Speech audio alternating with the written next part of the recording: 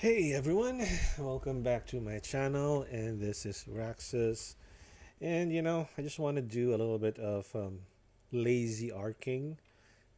Just doing some stuff on my base. I have two bases right now, and I also want to watch this crazy stuff that's happening in YouTube right now. People are talking about Blake Lively, and we're gonna take a look at a couple of videos. So we're gonna start with, I think, a video that might be able to help explain why there's some sort of backlash. It's kind of like the primer, the intro on what is going on in the world in YouTube land right now. Lively's most popular unhinged moments and his Okay, and this is a lawsuits, video but there are from many more Bopping that you would be channel, surprised to find on this and list we are as gonna we watch dive a couple deep of into many things. crazy Apparently, moments Blake where Blake did the Lively is most not being unbelievable liked thing. One right big now. unhinged moment of Blake Okay. Lively was when she spoke to another producer on set, Jamie Heath. Blake mentioned Jamie in her lawsuit, and he isn't just a producer on set, but I wish also I the could control the CEO of YouTube Wayfarer channel Studios and Justin's separately best as friend. compared There to was a like alt scenario on set alt where Blake tabbing to asked the window. Jamie and other executives to meet in the trailer. After Jamie had knocked and Why was is my invited audio in, not he good? discovered that Blake was having makeup removed from her collarbone while breastfeeding, but not topless, and went ahead to ask if he could return at a later time. However, Blake declined and told them to proceed with the meeting as planned. But the strangest thing happened 2 weeks later, after Blake told Jamie she had seen him make eye contact with her, which made Jamie So yeah, I think that was one of the issues. Blake is saying a lot of stuff, saying that she was, shall we say, um, harassed, sexually harassed, and some allegations were released by Blake Lively first. And we're gonna watch a couple of videos that actually tried to expound more of that one. And then what happened was that Justin Baldoni, the guy that she was accusing of, had actual evidence. And this seems like what happened with the Amber Heard issue. In the Amber Heard issue, Amber Heard had a lot of allegations and statements. The public believed her, and even though Johnny Depp released of a lot of evidences, it really took some time for him to be able to fight back and clear his name. But even then, even after clearing his name, his reputation actually hasn't recovered. He is still experiencing the effects of that. What's this forward blend? Okay, he is still experiencing the effects of the accusations, and it's taking a long time for him to recover. Did I set my I'm gonna have to add the Anki targeting, and Anki should be included. Oh, I don't see it. So yeah, that's pretty much what has been happening. Okay, let's continue with the video.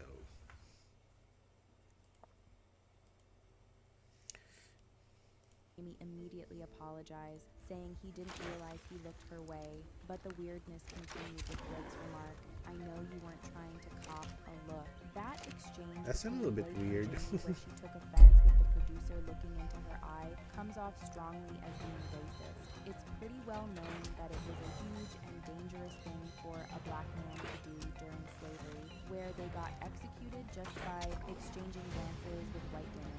And This is my first time Jamie watching is this a black video, man who happens to get into and a situation where the he video is and partially Blake right. made eye contact with her, which is insane because False that's exactly what accusations black men done do. by It's white women absolutely against black pathetic. people were He had dangerous her wedding before. on a slavery There plantation, was an which all incident adds up to wherein why the comment she a made kid was was accused by a white woman, disgusting. and For he Blake was to have lynched by had the an public and instant wedding hanged. celebration And without eventually it much was of a plan where proven, slavery it laws was there's an still alleged exist, incident and black wherein people were as once the woman was oppressed by white lay masters, dying in the already nursing says a home, lot she about her. confessed that she lied When you order to fresh and the whole reliable thing, about the groceries whole from thing. Voila, you spend less time Skip, skip, worrying skip. about And how how many of the issues she had with Jamie was trying to tell him he doesn't have the right to make eye contact with her. It gets messier the more Oh, you so look this is at a it, separate because Blake issue. also once revealed that she loves Huh. fashionable items from the slavery era, and no matter how you choose to look at Slavery it, era. this doesn't end anywhere good, especially for Blake. Also, she once said she had to cosplay as a black girl to become a geek who stalks boys,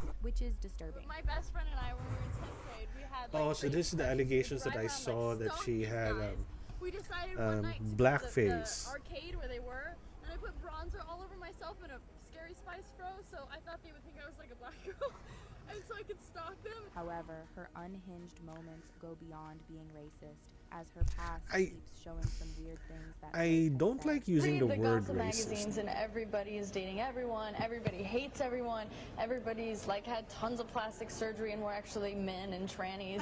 While that was terrible, Blake continued to Ugh. show how far she could go in displaying her Blake state of Lively mind to feels like establish her she's a point, no matter mean how girl, ridiculous it popular might mean sound. girl. Blake's text in Well, one of she the is texts to beautiful. Justin reads, "If you ever get around to watching Game of Thrones, you'll appreciate that I'm Khaleesi, and like her, I happen to have a few dragons. For better or worse, So she they means the usually for dragons are better, Taylor because Swift my and dragons also protect those I Ryan fight Reynolds, for. which So are we all which benefit are from those very gorgeous powerful monsters names of mine. in the You world will right too, now. I can promise you. In this scenario, Blake refers to her husband, Ryan, and her best friend, Taylor Swift, as her dragons who will spit fire at her command. Yeah. While this might sound childish, it also passes off as ridiculous because Blake just gave people a spoiler of how the trial will end in court.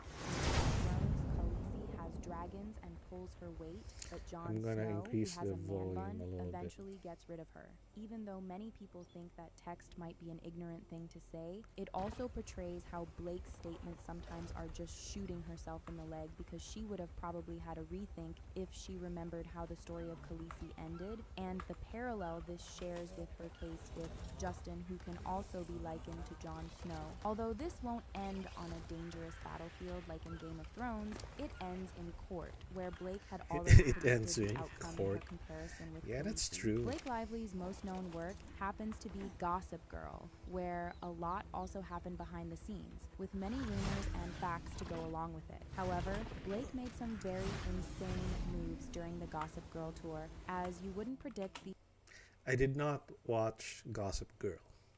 I don't know what the show is.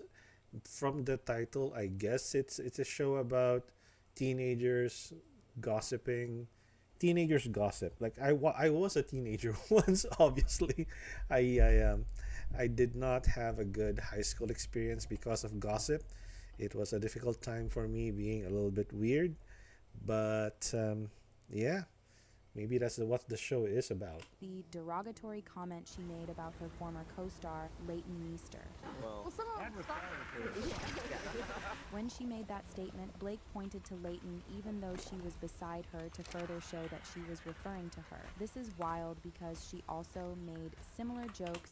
Oh, I think the problem was that one of her co-stars had a history of a felony, I think. But that's I think Blake is coming out as somebody with a bit of, I don't know, I don't want to say autism, but a little bit of social problems. Maybe she's not able to socialize well. I really don't know. Calling her co-stars monkeys on that press tour. Chuck Wow. has a matching pet monkey with coordinating outfits, and I was like, I would love to be part of the show, but I can't act with a monkey. And then I got a few of them. Yeah, she does seem like And then went ahead to say Yeah. Leighton started life from the cage, which is a direct shade to Leighton, who was born in prison. Leighton has publicly spoken about her story and how her parents Wow. were behind bars when she was born. My parents had been oh, so that's part of another a issue. very interesting lifestyle, I guess you could say. That's they were in wow. prison. Yes, okay. But that wasn't the only time Blake came for Leighton on that press tour. Everyone knows blondes are nicer anyway. It's hilarious because Leighton is naturally blonde, but had to dye her hair to portray her role in Gossip Girl. But Blake was trying to say blondes are nicer because Leighton wasn't blonde in the show. And that speaks about her character and how she likes to compare herself with Leighton on who's nicer based on their character. Did you know that Amazon has a $50 million I fund should I that they should have to pay out every I month? should really Here's how get you can get YouTube started. My Premium. name School's hair color. Blake's weird moments keep getting even wilder as we break down another one for you where Blake loved the compliment crown straightener so much that she couldn't stop talking about it. Crown straighteners? What's that?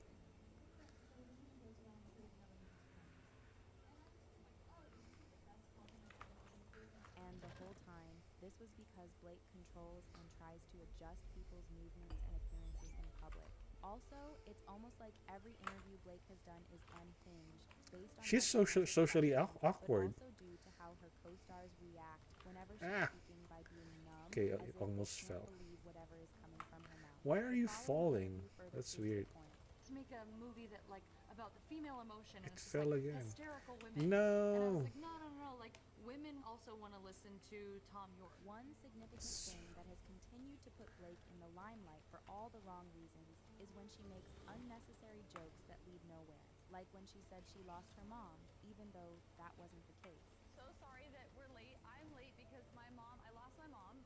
She used to be in Boston and she's in Barcelona. I would say understandable mistake, but not understandable. Unclear how my mother's in Boston. So if anybody watching is in Barcelona and can return my mom to me, the good news is she also lost her phone. It wasn't speculation when people said Blake was aiming for a Barbie and Oppenheimer effect when It Ends with Us and Deadpool hit the theaters, as she did everything possible to get people to see this. Why is Deadpool Wolverine sold out? I'm sorry, I got distracted back there. I feel offended, but we're not out yet. That's fine. I'm happy about that. The biggest, no, I didn't even answer it. Sorry, it's like flashing sold out. Yeah, she looks like she is socially awkward. There are many parallels between the two films, with Ryan making fun of Justin, using the nice cool character with a man bun, even though it never became the Barbie and Oppenheimer discussion Blake wanted. The lack of accountability never seems to end, with Uh, Haley Riley in another moment where she I'm- decided not to read the book before filming. Many actors have prided themselves in how they conduct extensive research to know more about I their need to characters, take a going look as at what far as the book is all about, but it's vaguely about domestic abuse. However, to have And the movie is supposed to portray that, is the lowest but an actor can go to just allegedly Blake made it into a rom-com instead.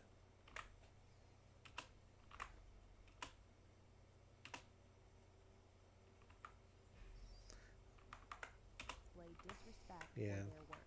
But then, this wouldn't be the first time Blake has filed a harassment charge on set. In 2017, when hundreds of women, including Angelina Jolie and Cara Delevingne, were coming out to accuse the powerful film producer Harvey Weinstein of SA, Blake used that Harvey opportunity to Weinstein talk is about it. is a Although scum she didn't though. specify what set or what year it happened, Blake spoke on how a makeup artist was regularly harassing her on set, saying, "He was saying things inappropriately, insisting on putting my lipstick on with his finger. I was sleeping one night on location, and I woke up and he was filming me. I was clothed, but it was a very voyeuristic, terrifying thing to do."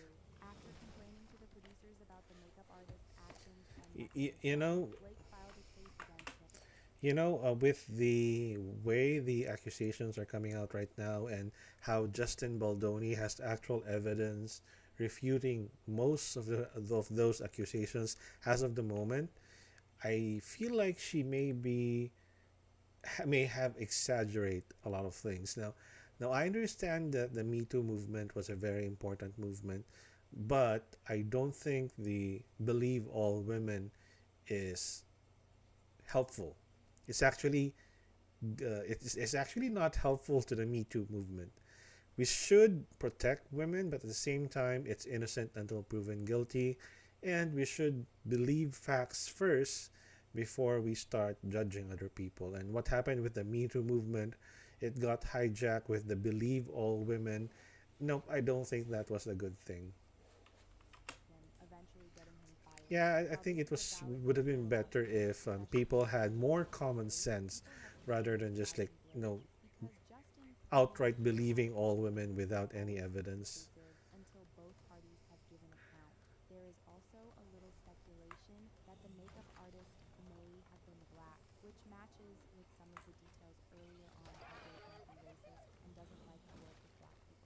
Although not many people are aware of Oh, this, that's gonna be bad. Blake also offended someone close to her by encouraging and lying to cover up cheating. Hugh Jackman's ex-wife, Deborah Lee Furness, who was close with Blake, made this allegation against her as she was furious about how Blake played nice to her face despite knowing what was going on with Hugh, which led to their divorce. Hugh was married to Deborah Lee for 27 years before their divorce in 2023. Hugh has been best friends with Ryan for years, so Blake also had a cordial relationship with Deb until she disrespected the bond. After Hugh was publicly linked with Sutton Foster, Deborah Lee felt betrayed that Blake and Ryan knew about the relationship before it became public.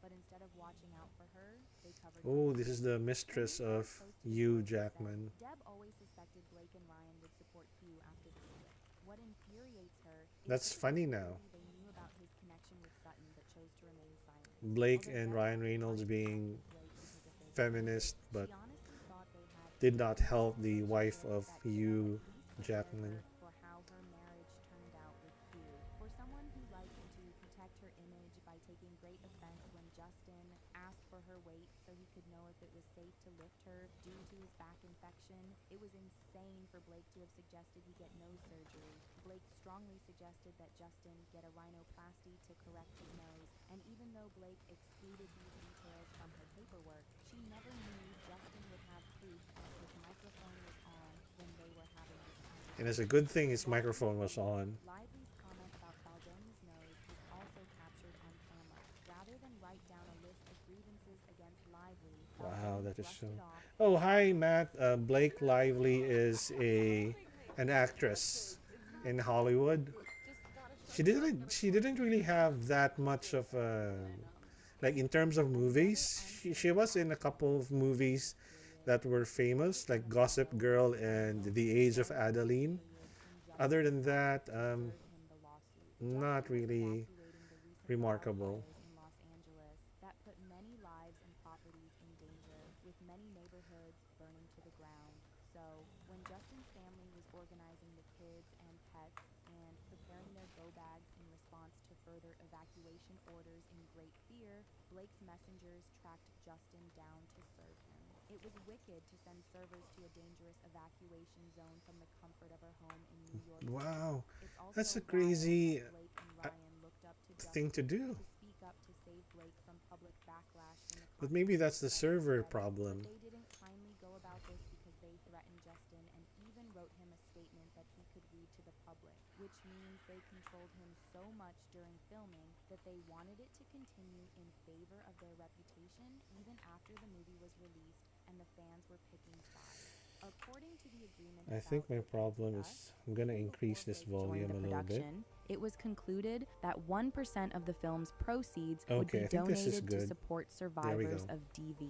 But when Blake came on board, she refused to meet with No More, an organization dedicated to ending DV by increasing awareness, inspiring action, and fueling culture change. And that action or inaction shows where Blake stands, preferring to see the movie as a rom-com instead of the See, sensitivity in it. she made which it led into a to one of the rom-com most instead of an unhinged actual Blake's moments. It Ends With Us story is about in DV. theaters now, so grab your friends, wear your florals, and head out to see it. To make it even worse and obvious how Blake took her role in the movie slightly and with ignorance, she promoted her businesses with the theme of It Ends With Us and named one of the drinks in her alcoholic line after Ryle. DV and alcohol do not mix. This is how to get in Or shape fast. rather, If you want it's to not drop a good this, mix. start eating more of these. Okay, we're gonna watch another video of the channel bopping. If you like that channel, you can go check it out. Blake Lively and Ryan Reynolds were long romanticized in This is Hollywood 4 as months the ago. perfect couple. They Huh. seemed to I'm prove gonna that try it was to look at possible for something two else. A-list Let me celebrities to just raise a stable family, build a family pause this business a little empire, bit. and maintain. And there was one video that. Okay, we're gonna take a look at a video by the channel Dave Neal, and no, not that one. There was a channel that had a very good video about the problem with Blake Lively. Spill Sesh. Spill Sesh is a wonderful channel. We're gonna take a look at her channel. Justin Baldoni's legal Okay, bring it back. There we go. Team has now released footage from the movie It Ends With Us. This is raw, uncut footage that honestly does not make Blake look the best, because how she described this scene being shot in her complaint is very different from how it seems to be playing out. And a lot of people have a lot of things to say in reaction to this clip being released to the public. Okay, let's talk about the timeline of events leading up to this moment that Justin now feels I never noticed that Spill Sash revealed her on face. December 20th, 2024, Blake Lively filed a complaint with the California Civil Rights Department against Justin Baldoni, producer Jamie Heath, and their production company Wayfarer. She alleged harassment and a hostile work environment during the film's production. She claimed that Justin exhibited disturbing and unprofessional behavior on set, leading to significant emotional distress. Her complaint was published in the New York Times along with an article they wrote reporting on the situation. On December 21st, 2024, following Blake's complaint, talent agency WME dropped Justin as a client. Author Colleen Hoover, whose novel inspired the film, publicly supported Blake. Other cast members also began to publicly support Blake and encourage them to read the complaint in the New York Times. And the actors union SAG-AFTRA also expressed support for Blake, commending her courage in speaking out. On December 31st, 2024, Justin filed a $250 million libel lawsuit against the New York Times, accusing the publication of defamation in its reporting on Blake's allegations. Justin claims the newspaper relied on a self-serving narrative and ignored evidence disputing Blake's claims. On January 16th of this year, Justin escalated the legal battle by filing a $400 million lawsuit against Blake Lively, her husband Ryan Reynolds, and their publicist Leslie Sloan. The suit filed in New York alleges defamation, civil extortion, and invasion of privacy. This is civil extortion. Justin contends that Blake and her associates engaged in a coordinated effort to tarnish his reputation and derail his career. Since the lawsuit against Blake was reported, her legal team has since come out to address the situation. In a statement to InStyle, Lively's legal... Now here's the thing that's a little bit unfair. Blake Lively released texts, screenshots, and information first. So she really can't complain if Justin Baldoni will reply. And it's not fair that Blake and her team can make accusations and then Justin couldn't reply to them, right? That's why I firmly believe that the burden of proof is in the accuser and that it should be innocent until proven guilty.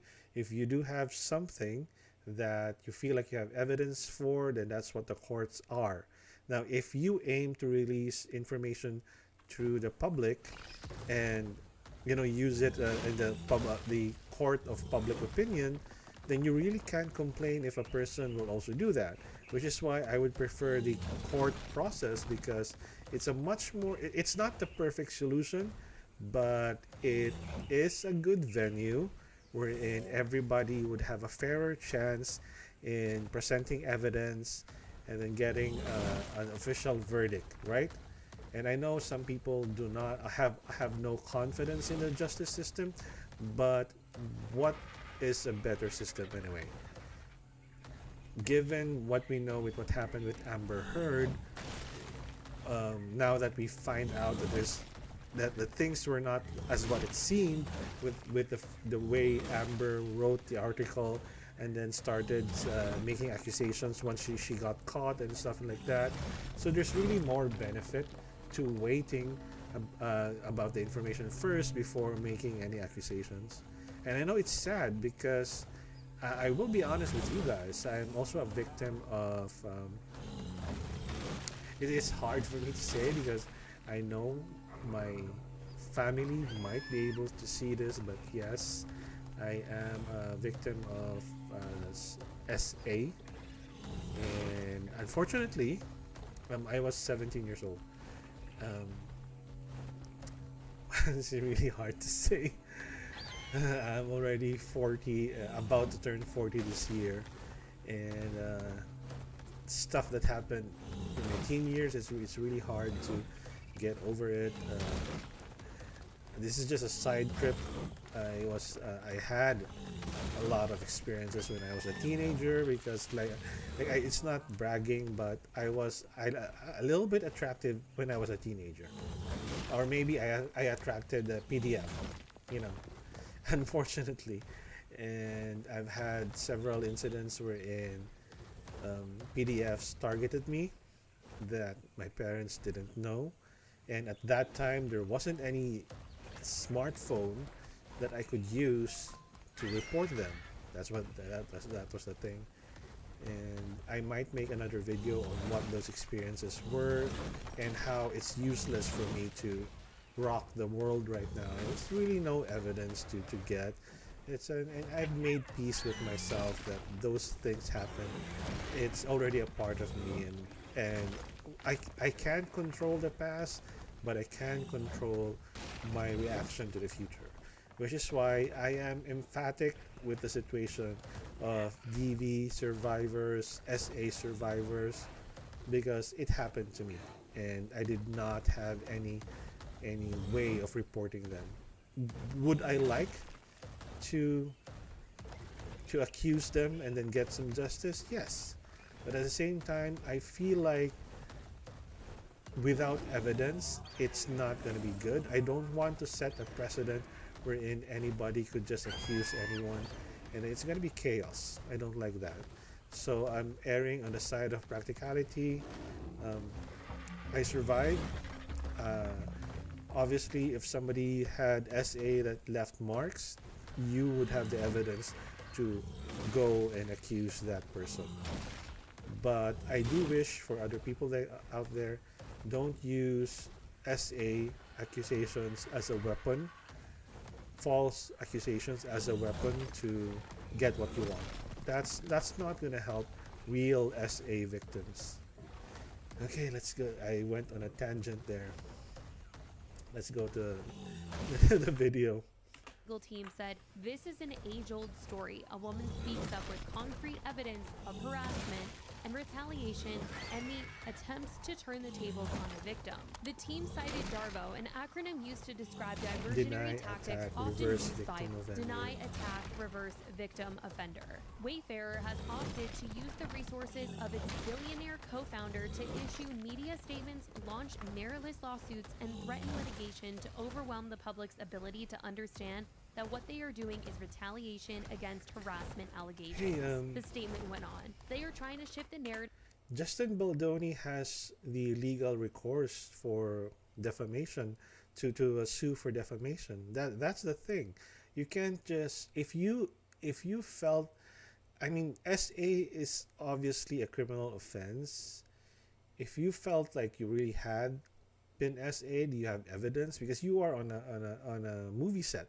There would be cameras around, there would be people, there's a lot of people around it, then yeah, you have the legal recourse to sue. But if you're going to use the court of public opinion, then there is something fishy about that. To Miss Lively by falsely claiming that she seized creative control and alienated the cast from Mr. Baldoni. But now, on January 21st of this year, Justin's legal team has made uncut footage from the set of the movie It Ends With Us available to the public, and they believe this footage clears Justin's name from one of the claims made against him by Blake in her complaint against him. In Blake's complaint, it said, on another occasion, Mr. Baldoni and Miss Lively were filming a slow dance scene for a montage in which so no the irony sound was is recorded. it's Justin Baldoni that has chose to let the camera roll evidence. and had them perform the scene, but did not act in character as Ryle. Instead, he spoke to Miss Lively out of character as himself. At one point, he leaned forward and slowly dragged his lips from her ear and down her neck as If he people said, would be "It able smells to so see good." that. None of this was remotely in character or based on any dialogue in the script, and nothing needed to be said because, again, there was no sound. Mr. Baldoni was caressing Miss Lively with his mouth in a way that had nothing to do with their roles. When Miss Lively later objected to this behavior, Mr. Baldoni's response was, "I'm not even attracted to you." Of course, when reading this, you're thinking, oh my gosh, Yeah, it is bad he if you is read it weird, that way. unprofessional. Why is he doing that? That would make anyone uncomfortable. But Justin claimed in his lawsuit against Blake, Ryan Reynolds, and their publicist Leslie Sloan that this is not how it went down at all, and he has footage to... No. I should get YouTube Premium if I'm gonna do reactions like this. A 30-second advertisement. Prove it. In his Okay. complaint, it said, Lively's later complaint sheds light on what this point I wonder was if I will get alluding to in this demonetized. demand, I'm which not at the even time was monetized. baffling. I And wonder upon if I will review of get the filmed punishment evidence for is playing YouTube unequivocally ads in based my on a video. lie. Production was filming a In romance Twitch. Oh my god, I'm montage gonna of get in Lily and trouble with Lyle on Twitch. their date. One of the producers played music to set the mood so the characters could slow dance. Lively, consistently unable to take direction, insisted she really liked the idea of the characters constantly talking because, as she described, she and her husband like to keep talking and talking and talking. Baldoni, her director, and the film's assistant director, who was directing the scene, disagreed. In an attempt to encourage her to take his direction, Baldoni offered up that he and his wife often just look into each other's eyes silently, to which she responded, like sociopaths, and laughed. Baldoni laughed and shook it off while Lively once again started Lively talking is about the how one she and her causing husband problems. cannot talk. Baldoni said, I think that's cute, and complimented the couple, to which Lively responded, I think it's more than cute. Lively continued arguing and tried to direct him for the scene. While they were supposed to be in character filming the scene, at some point, Heath and another producer, irritated, called Baldoni aside to express they can't capture the intended shot because Lively wouldn't stop talking. He was instructed to somehow get her to stop. While there was a brief verbal exchange, heeding the instruction of their assistant director and producers, continued to try to bring them back into character. As they were acting in this One montage of my scene, problems Lively with continued to Ark break is that character it and speak stops as every now herself and then. rather than as Lily, I think it's the which was 15-minute extremely save confusing for timer. Baldoni, who was trying to balance directing the scene with his artistic vision while also acting in character while filming and trying to get Lively to do the same. Lively apologized for the smell of her spray tan and body makeup. Baldoni responded, it smells good, and continued acting, slow dancing as he believed his character would with his partner, which requires some amount of physical touching. Lively took him out of character again and began to joke about Baldoni's nose, which he laughed off and joked in turn, even as Lively joked that he could Raptors. get plastic surgery. Lively incorrectly alleges that this scene was filmed without staff. Baldoni was wearing a microphone and the entire exchange was captured on camera. Who owns Any this? suggestion that this scene was filmed in any manner other than Yeah. pure professionalism by Baldoni is unequivocally countered with Why is actual it still evidence. here? It's Her supposed to allegation of 11 harassment is days. a documented and knowingly fabricated lie. The footage from this scene has now come out where we in fact do see throughout this 9-minute long clip of footage, Blake say multiple times that she thinks they should be talking to each other, and Justin doesn't seem as down. But when they are talking, it's cracking jokes and talking about talking to each other in the scene, and not like he's flirting with her out of character because he's some unprofessional weirdo. It doesn't seem that way at all. Yeah, I saw that video. I think Justin was trying to make it look like just a regular dance wherein they were conveying emotions through eyes instead. And I think Blake Lively doesn't have the capacity or is not good in doing that. I'm not saying she can't act, but I don't think she has the skills, that particular set of skills, to just quietly convey emotions through looks. 'Cause that's what I noticed in her interviews. She needs to talk. She can't stop talking. And funnily enough, that's the thing with Ryan Reynolds also. He's a good actor, but he doesn't know how to act with just looks. He has to talk. His wit is what makes him good, or what made him famous. So I guess they're a match. Oh my god, I forgot to tell you something else. Oh, I think that's cute. You guys are really cute. It's more than cute. And then we see the scene that Blake described in her complaint where he says it smells so good, which it seems like he only said this because she said she was probably getting body tan on him, and in response he says it smells good as to say like, it's okay, it's fine. That makes sense. It smells good. Well, it's not bad. It's my body makeup.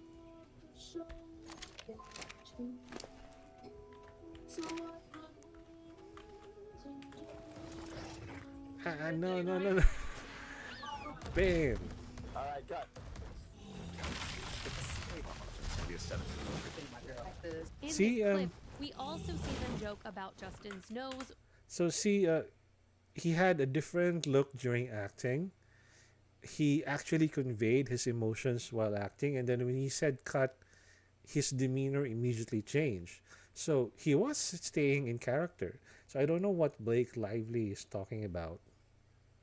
Which he wrote about in his complaint. In my nose is so big.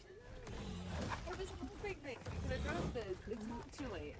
Just gotta shut down, gotta call an insurance month, and just deal with that. Yeah. Now she is Cut. But we shaming also Justin see a for his situation where she's nose. telling him the light is behind him and they aren't on their marks, and he is saying it looks better. And this was at the beginning of the clip, so Where's my maybe other him not ludicrous? saying to her, "Oh my God, you're right. We aren't on our marks. Thank you so much. It does look better with the light in front," would have made her feel validated and right. And I don't know, maybe she wouldn't have felt so off about the whole scene, but maybe she felt shut down and then the whole scene was uncomfortable for her, but certainly not in the way that she was describing in her complaint, I'll say that. It's fine. Seems to be one big mess.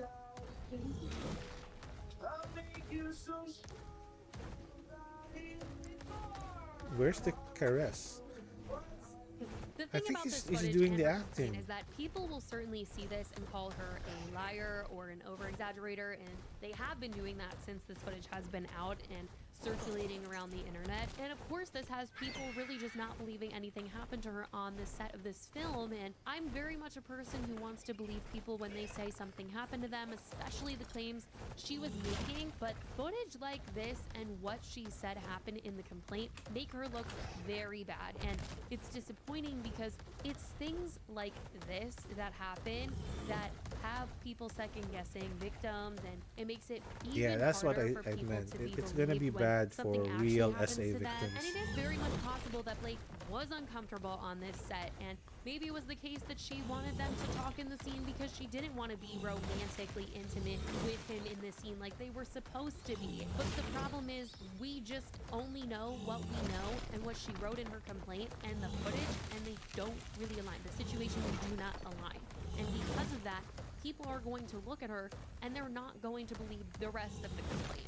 And that's the problem here. Because that's the unfortunately, problem. this footage, at least in Justin's legal team's eyes, completely tarnishes her word. And I don't want to be saying that because I don't want to believe that people would actually say something happened when it didn't, because like I said, it really hurts Unfortunately, those real sorry, stories and real Spill Sesh, experiences, but people lie. unfortunately, this situation, it's not looking very good. And in reporting on the situation over the last month, I was truly disturbed reading what was in Blake's complaint about Justin. Truly, it sounded like an awful experience on set, and yes, she promoted the movie disrespectfully, but I was still willing to believe two things could be true at the same time, that yes, she could have promoted it bad, but also very real things could have happened to her on set. But now it is a hard sell with this footage, and I never try to sway an opinion in one direction, but this footage clearly does not show what she described, and that is just the truth.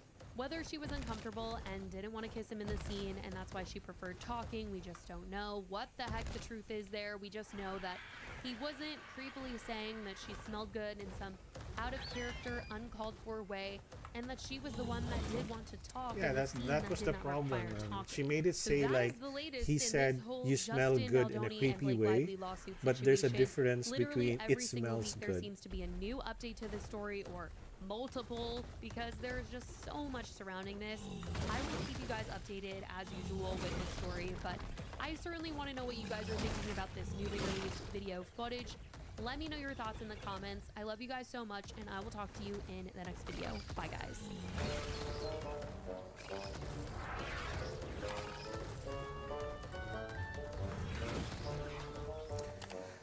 Okay, that was a bit intense. Let's see now.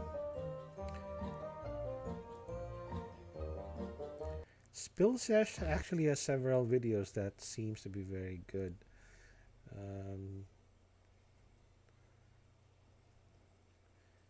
Nope, she did. The last video she made was 6 days ago for Blake Lively. Let's see what else. Okay, I don't see that much. Some of the videos were made like, oh, even BBC is already reporting about this. Let's take a look at what BBC is saying. BBC is a little bit biased. Sometimes they're good, sometimes it doesn't work for them. No. Right click. And then, okay. Hello, I'm Lucy Hawkins. From the BBC World Service, this is The Global Story. Ever since the release last summer of the box office hit It Ends With Us, Blake Lively has been dominating the gossip columns, as a reported rift with her co-star Justin Baldoni became increasingly public. Rumours and allegations followed, from sexual harassment and smear campaigns to bullying and creative sabotage. I did not know that you But rival can lawsuits filed by the pair in recent you weeks can have fanned the flames, shedding bash new the light on rocks to make the covert warfare Dodicarus of celebrity go production over the process. weight limit. So how did this saga begin? And with the Yeah, threat this of future works. litigation, let's find out.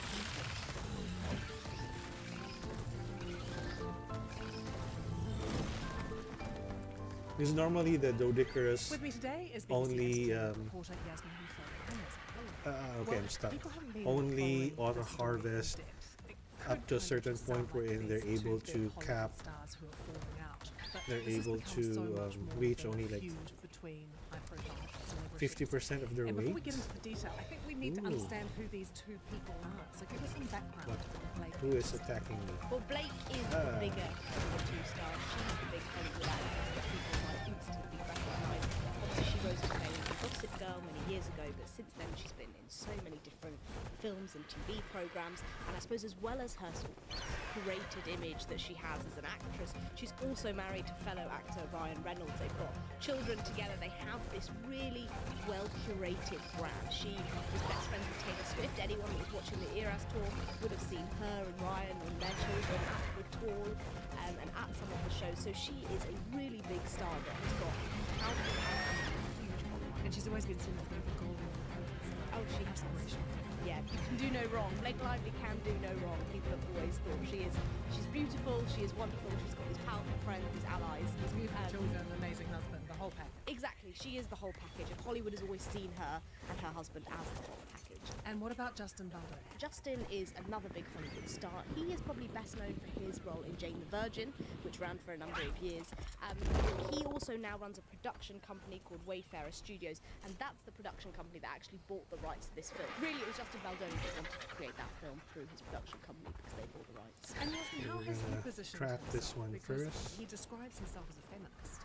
He does describe himself as a feminist, and I think before this lawsuit came out, he was also very much Then celebrated. we're gonna He's got a number murder of the awards from women's mother. organisations.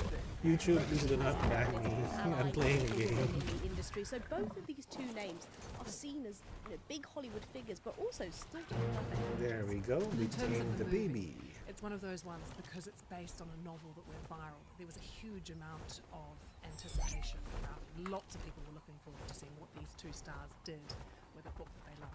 Most young women around the world were absolutely desperate for this film. I think when it was announced in 2019 that it was going to be turned into a film, there was so much excitement and hype around it. It Ends With Us is just one of the most viral novels. It sold 20 million copies. It's got more than 1 billion tags on TikTok. So it really is a book and now film that people were so excited for. And so there was so I'm more much of a anticipation before fantasy, it came out. So Yasmin, let's start fantasy, with the Blake sci-fi Lively book lawsuit. Two main reader elements to the filing. compared to First, what's the being actual shown. allegations of sexual harassment. So I What don't is it understand she's that, but I'm going to take a look So at the she's book. made claims against Mr. Baldoni and the lead producer on the film of repeated sexual harassment and other disturbing behaviour. Now, in more detail, these allegations relate to things like his discussion of his pornography addiction, his discussion of his genitalia, and entering her trailer uninvited, including when she was undressed or breastfeeding. They have categorically denied that that there was any sexual harassment on set. And then there was this meeting, this reported meeting, in which she made a list of demands that she wanted fulfilled before she continued. Hi Matt, are you still playing Ark, by the way? In January, when they were shooting the film, she called a meeting to address this. I'm in hostile server work environment, she calls it. 5026. And that meeting included executives, but it also included her husband, Ryan Reynolds. And some of the demands at the meeting that she made included having a continuous presence of an intimacy coordinator, making no more descriptions of their own genitalia, and no friends of the producers and directors being on set during scenes when Blake Lively was in a state of nudity. There are some other demands as well, including Justin Baldoni not making any reference to the fact that he could contact Blake Lively's dead father. She did say very specifically that if these demands were not met, she would not continue filming. And is this lawsuit the first time that we heard these allegations of a smear campaign that Blake Lively says was launched against her? I know we're going to talk about That's the funny thing, it was in more Blake detail later, Lively that Yasmin. did the smear Tell us about some of those campaign. claims. So this is the first time we heard of the smear campaign in this lawsuit. So like you mentioned, that lawsuit's got two elements. The first part is this sexual harassment element, but the second part is this smear campaign. Now she alleges that Mr. Baldoni's team created this smear campaign to prevent her from publicly outing what was happening during filming. Obviously, Mr. Baldoni and his lawyers completely deny this, but essentially the lawsuit says that Baldoni orchestrated I'm pulling a plan out to the destroy her Dodo reputation decks. in the press and online, including hiring a crisis manager Anki who is led a level sophisticated, coordinated, and 85. well-financed retaliation plan, and essentially used this thing called a digital army to post social Oh, media it's content about 130. her that seemed authentic and would turn people against her. Blake Lively's team And say one that time, essentially 1x this negative teaming, press has the affected food all level aspects is of her life, and it was 8100, able to so I suppress should be other taming narratives, at i.e. what 6 she might have said that Justin Baldoni 6821, was so I'm doing. able to So tame, that's the and I Blake need Lively 15. lawsuit. But at the same time, Justin Baldoni files a lawsuit of his own, 15. suing the New York Times, and it's because the Times were one of the first publications to report Here on we these go. allegations. What's Justin Baldoni's lawsuit? He and 9 other plaintiffs, including his publicists, have brought a $250 million lawsuit against the New York Times, essentially alleging them of libel and false light invasion of privacy. So Justin Baldoni's lawyer, Brian Friedman, he told BBC's partner CBS that the newspaper aided and abetted a smear campaign designed to revitalise Lively's brand. And we've also heard from Brian Friedman in an interview Why is the with Anki NBC being had attacked? And is this where we learned that he intends, and Justin Baldoni intends, to countersue Blake Lively personally? So Justin Baldoni's lawyers have said they will absolutely file a lawsuit against Miss Lively. They haven't set out exactly what would be in that countersuit. They've denied the smear campaign, and they've also brought up other things like the fact that Miss Lively didn't read the source material on the film, and actually they accuse her of orchestrating her own smear campaign. So we've got a slight insight there into some of the things that So might I come need up to in add the stego to the So list Yasmin, of they've made this film dinos that together. It ends with cannot us. be. Oh, It's widely anticipated. should not be Was it a attacked. box office success? It absolutely was a box office Stego, success. It took Stego. home 350 million at the box office, which is no small feat. So even though there were all of these Oh, it's rumours a of things Kentro. happening, I the hate film still was a Kentros. success. I don't think anyone's surprised that it was a success, given how we were talking earlier about just how successful the book was and how excited people were. There was just so much anticipation. And I think people were I'm gonna also, extract because this of one. what they could sense was brewing, interested in the press tour that accompanied the film. You were there. You reported on the press tour for It Ends With Us. What was it like?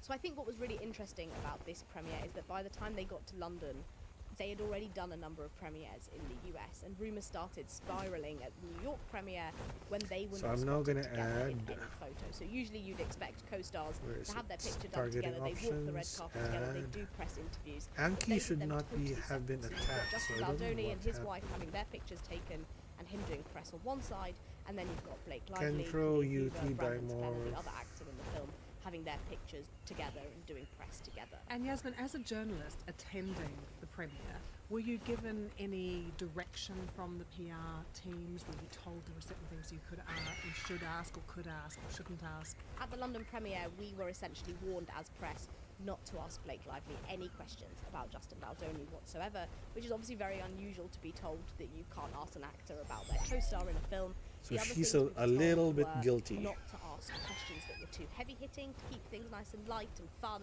and to avoid talking about domestic abuse, which is one of the main themes of the film. I work as a presenter on a daily news program on the BBC News Channel, and interviewees are not able to make demands about the questions that they're willing to answer. Is this usual, Yasmin, in the entertainment space, that PRs are able to come and kind of manage the process? It's actually really uncommon. So in entertainment reporting, it should be just the same as it is in news reporting. We cannot have publicity teams telling us what we can and can't ask, and we usually and very often do turn down interviews where we are told you can't ask about X, Y, Z if we think they're relevant to the film. I think there are ways of getting around it, which is clearly what happened at the press tour here, where we get told, of course you can come to the red carpet, you can ask whatever you like, and then about a minute before Blake Lively comes to you on your spot to interview her, you get whispered in your ear, don't do X, Y, Z. If you do, we'll drag her away. So it's not common for them to set out these demands, and we would never agree to these demands in advance, but you can tell that there are ways around them. Let's look at this so-called smear campaign, which Blake Lively says was orchestrated to destroy her reputation.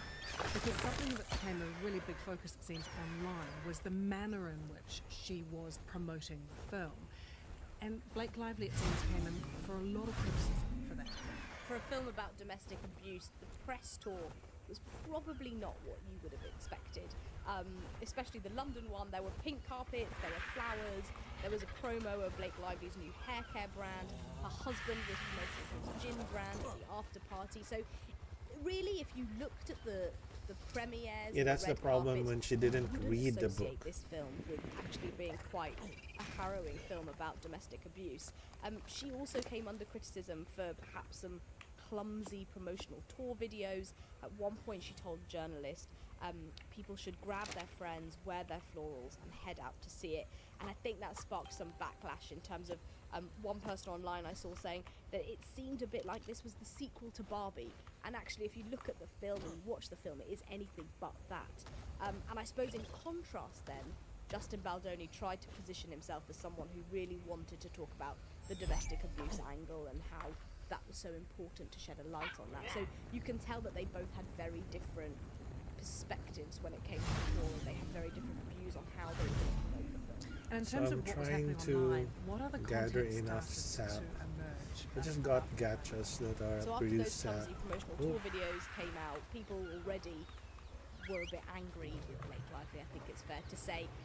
Then a number of videos started resurfacing of previous interviews that she'd given. One of the biggest ones that sort of really put a light on the internet was an interview she did in 2016 with a Norwegian journalist called Kirsty Fla. And Kirsty Fla posted a video on YouTube around the same time that all of this negative press was coming out about Blake Lively, and it was titled "The Blake Lively Interview That Made Me Want to Quit My Job." Now it's important to say that since the lawsuit has come out, Kirsty Fla has said that she has got absolutely nothing to do with Justin Baldoni and the smear campaign, and instead she was just putting out a video that she felt very hurt by at the time. But that is just one example of people sort of Okay, lying, so this saying should be, that yeah, Blake Lively it's was this, difficult to I work did with in the not know past. She that. wasn't It's supposed to be perhaps 50%, but this one is beautiful apparently more Hollywood than star 50. that was perfect, So I and guess actually the she maybe bashing, wasn't as nice behind the scenes. this is, I think this is the volume of approximately negative content that came out was huge. It felt like it was everywhere at the time. And is that what led 75%? Blake Lively to hire a brand marketing consultant to find out what 9, We really can't underestimate 7, how much 6.2 negative content divided there was by on the 1, internet 4, about 3, Blake Lively. It was 1.1. everywhere. It was almost 68%. hard to find So that's something positive about her, whether surprising. that be the old interviews she was giving, whether that be interviews that she was giving on the press So tour. that made gotchas people are hate actually her. very nice. But yes, she hired this brand There you go. marketing consultant to sort of look at what was happening. And this is something we've only since found out in the lawsuit. We didn't know at the time that she was doing this. But analysis reportedly showed that 35% of Google results on her name also referred to Justin Baldoni, and the consultant said that essentially this was The problem with highly unusual this given the method length of is her career, given that she's it's the big a little Hollywood bit star, time and she's consuming, sort of famous in her own but you right. get more You would expect resources that as of compared her. to So, waiting Yasmin, for is the it clear, tabs though, how to an alleged fill up campaign like this and would be then carried out? In the lawsuit, it says waiting that for this smear the stuff campaign to was carefully be harvested. crafted, coordinated, and a resourced retaliatory scheme to silence her and others from speaking out. There's this sort of reference to a digital army. We don't really understand what that digital army is, but the claims also say that this was an organic campaign. So it's not bots on the internet. I never there knew are that this people was that a are feeding hit. into this story, and they're creating content. Was that it? at least I did seems not even know it authentic, got which released then last the year. ball spirals from. And then there's this big point of contention about Justin Baldoni hiring a crisis manager. How does that exactly work, and what does it tell us about how celebrity PR works as well? Well, Justin Baldoni hired a woman called Melissa Nathan. She's a big name in the world of PR. Her previous clients have included Johnny Depp during the trial with Amber Heard and the likes of Drake as well. Justin Baldoni says essentially he hired Melissa Nathan. So I can't to really protect drop a him lot from Blake of Lively's stuff threats. on the So ground it wasn't because that she was there to the actively create a campaign against spoil Blake, but timer instead is not protect that Justin good. Baldoni's interests. And in the age of social media, PR has become highly elaborate, and in the lawsuit, I think This is what I hate with this stuck out for robot. me It was always one of the texts that we stops. can see where Miss Nathan says, I don't know why. "You know we can bury anyone." So these PRs really do have the power to create and shift and change a narrative, even though of course Justin is saying that it's not the reason he hired this crisis. How do we know all of this yet? How did this information all come to light? Well, in the lawsuit, there are thousands of documents, messages, texts, emails, and they've all been subpoenaed. And the New York Times says that they have verified all of these allegations, and they've reported these allegations faithfully. But on the flip side, Justin Baldoni is saying actually what's happened here is the New York Times have gone through these thousands of messages, and they've cherry-picked misleading messages. They've picked out the ones, like the one we just spoke about, where Miss Nathan said, "You know we could bury anyone." They've picked out these messages that paint a picture that Justin Baldoni is in the wrong. And Yasmin, in terms of some of the comments and the support and the criticism we've seen online, it feels like there's been a real pendulum swinging different ways. I think one of the reasons why was that New York Since the Times lawsuit was came out, there also was obviously change for removing Blake Lively. A number of women have come out to emoticons. support her. But what's So really interesting is the number of women in emoticons are Hollywood, actually or even very just on social useful media in general, understanding the coming out and tone saying, and "We're really sorry the for how tone much we and hated you emotion of a over the summer. message. We believed everything we saw online. You could We say do think like, that I'll you weren't a nice I'll person. unalive Now you. we want to say But then sorry, if you and we're add sorry a not smiley So I think emoji or that's a something really else, then interesting it shift kind there. of And I like suppose on the flip side, smooth Justin out Baldoni had a lot of support the over message, the summer making when it seem everyone like was hating you're on Blake, making and a there were joke lots of between people coming out and friends. saying, "Look at Justin Because you know, Baldoni people doing say that postal to each rights, other talking when they're about very justice good for friends. He's really I've seen highlighting people how do that. important this film is compared to sort of maybe the light take that Blake So Lively in had. text messaging, So you what won't a be lot able of people now to want to know actually know what the person is Well, I thinking. think That's why something that everyone emoticons wants to know. are Whilst we useful don't have any in clear helping a person timeline or path right understand now, what you're imagine trying that to a mean. settlement is eventually It's likely not to come. 100% If this foolproof, does go to court, but it does will work. be a huge lawsuit. I mean, we already know the amount of interest in both of these two stars. The internet is still obsessed with what's going on. They're obsessed with what happened in the summer. They're obsessed with the lawsuit and now the counter lawsuit. So it really will be a big deal if it does reach court. The other thing is, before it even reaches the settlement in court, it's about the reputational damage that both of these two stars have suffered. Obviously, Blake Lively suffered hugely in the summer, and now Justin Baldoni's reputation is taking a real hit. He's been dropped by his talent agency, and he recently had an award rescinded by an organisation that gave him this honour for women's solidarity. And earlier we spoke about how he's always positioned himself as a feminist and an ally for women in Hollywood. So for him to have this award taken away from him, he has taken a real battle in there. But Yasmin, did you find it interesting that we didn't see Blake Lively, Ryan Reynolds, or Justin Baldoni at the Golden Globes ceremony? Absolutely. The Golden Globes is one of the highlights of the Hollywood calendar. It's a massive ceremony. It's the precursor to the Oscars. You'd imagine anyone who's anyone in Hollywood to be at that award ceremony. So I think it was really interesting that they weren't there. I think even more interesting than that is the fact that Blake Lively and Ryan Reynolds weren't there, especially as Ryan Reynolds' film Deadpool was nominated. So in other circumstances, without this lawsuit, you would have probably expected them to have turned up. So what's clear is they're both taking a step away from the spotlight. They've also not given any press interviews. They're not doing any media since the lawsuits come out. They're just really letting it play out without them. What a trial that would be. Yasmin, thank you so much. Thank you, Lucy. If you want more episodes of The Global Story, you can find us wherever you get your BBC podcasts. Every day, we dive deep into one big international story. Don't forget you can also subscribe so you never miss an episode, and we love to hear from you, so do leave us a comment in the section below. Okay. Thanks so much for watching. Goodbye. Let's see another video. Maybe I should just make a playlist and have it continuously play. But the ads, I worry about my Twitch getting banned or something. Okay, this one is very funny. This guy is Hello! This guy is infamous, and he has been cancelled multiple times. Multiple times already, but somehow every now and then he comes back. Like this guy got banned in TikTok for going after a teenager, no, a then teenager TikToker. But you know, he's back. Okay, we're gonna take a look at one of his videos right now.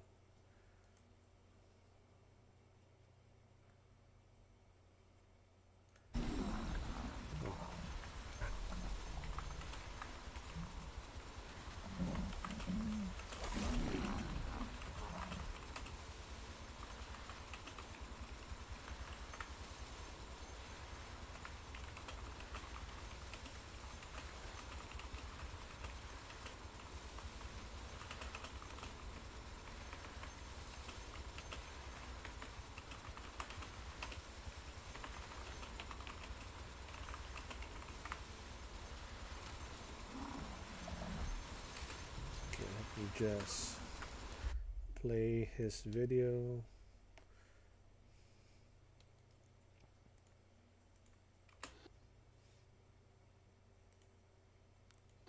Justin Baldoni should have done better.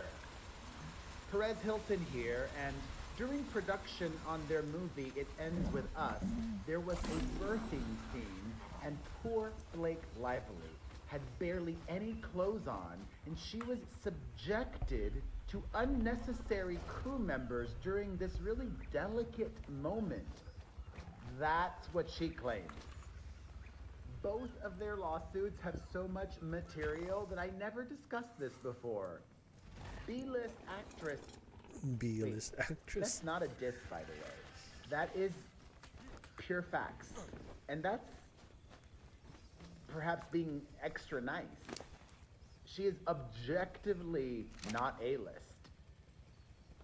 In terms of acting, okay? In terms of box office. In terms of Q score and name recognition to open a movie. She's never, ever done that. She's not an A-list actress, okay? I'm not saying that she's B-list Blake to be anything other than just silly, but it's also true. Anyways, Taylor Swift's bestie alleges that he treated her nude scenes recklessly, inconsiderately, especially when there was supposed to be a closed set for those scenes. In her complaint, she points to one particular scene where her character gives birth, saying that she was nude, save for a small piece of modesty cloth over her lady parts. Well, that's not true, according to Justin Baldoni. Why In is his my lawsuit, robot he not countered moving? that she was wearing a pregnancy suit. Basically, it's a prosthetic covering to make it look to the audience that they were looking at her pregnant belly, but it was actually made of rubber. Baldoni's lawsuit says, in her complaint, Lively alleges that during a scene, the birthing scene, she was, quote, mostly nude with her legs spread wide in stirrups and only a small piece of fabric covering her genitalia. And that there were non-essential persons present. This allegation is knowingly false. To begin with, to describe Lively as mostly nude and I think naked Paris from below the Hilton chest is down getting is renewed dishonest. fame for his reporting about Lively Blake was Lively. wearing black briefs.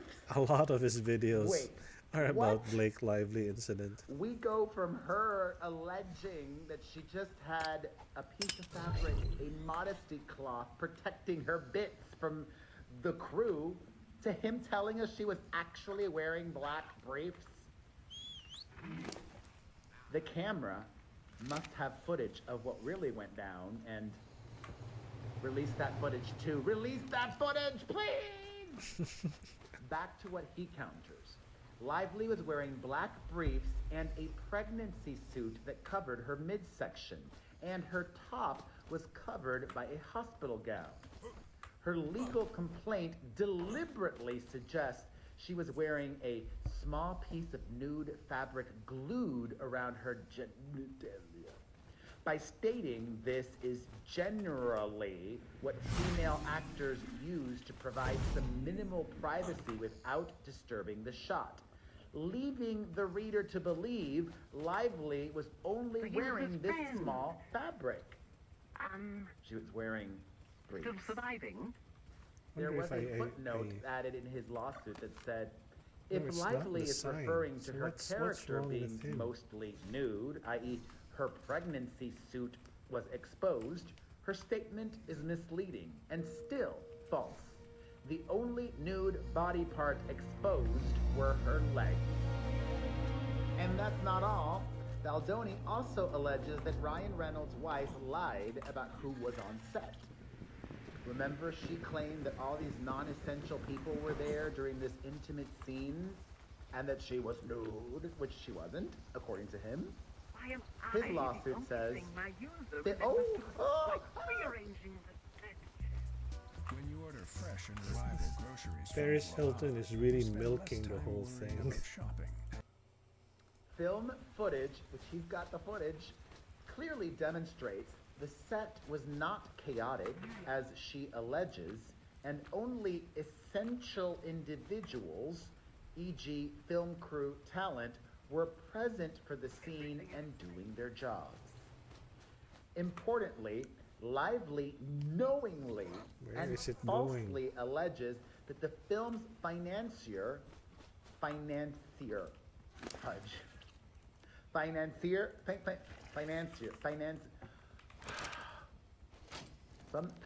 English is not my first language. I need to remind you all that. True story. I did not learn English until kindergarten, or preschool, or whatever. Pre-K, whatever. Financier. Okay.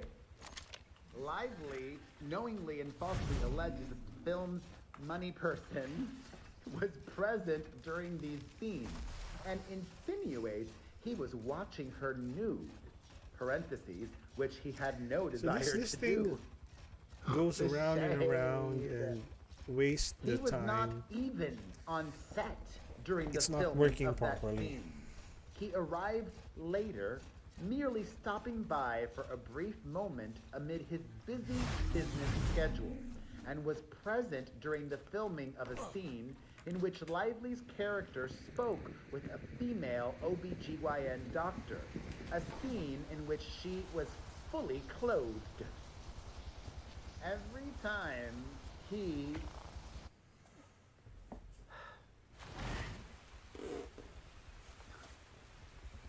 why would you lie, allegedly, in a complaint when he and others know the truth and have receipts and evidence and footage and I do have two additional thoughts though. One, if you still support Blake Lively after everything that we have heard, I want to know why. Let me know in the comments section why you believe her overwhelmingly or mostly, and why you think he's lying or was It's not that we an believe abuser, her or as we she believe has called Justin. him. She It's has more called like him an abuser, and the not only evidence. sexually And right harassed now, the her, evidence, but orchestrated Justin this Baldoni smear has campaign, which she released also more than alleges is ongoing. Blake. So let me know in the comments section. And secondly, I just looked, and despite everything that's been going on and all of the negative attention, she might be B-list in the acting world, but she's A-list on social media. She has a very large following on the I to the G. As of today, it is over 45 million strong. People who are still following her. If people really strongly disliked or were over Blake Lively, wouldn't there be massive unfollowing happening? Because I just looked, and over the last 30 days, she has lost about 233,000 followers, which is a considerable number, but not huge. It's less than 0.5% of her audience. Interesting, right? Thank you for watching and your support, especially on YouTube. That is really my priority milking the these whole days thing. and my #1 platform. And they get my videos first. You get my videos first on YouTube. Thoughts on thoughts? Let me know in the comment section. It's funny that he says that because he's a Every day. TikToker. Hello! That's Adele. I'm Perez Hilton, and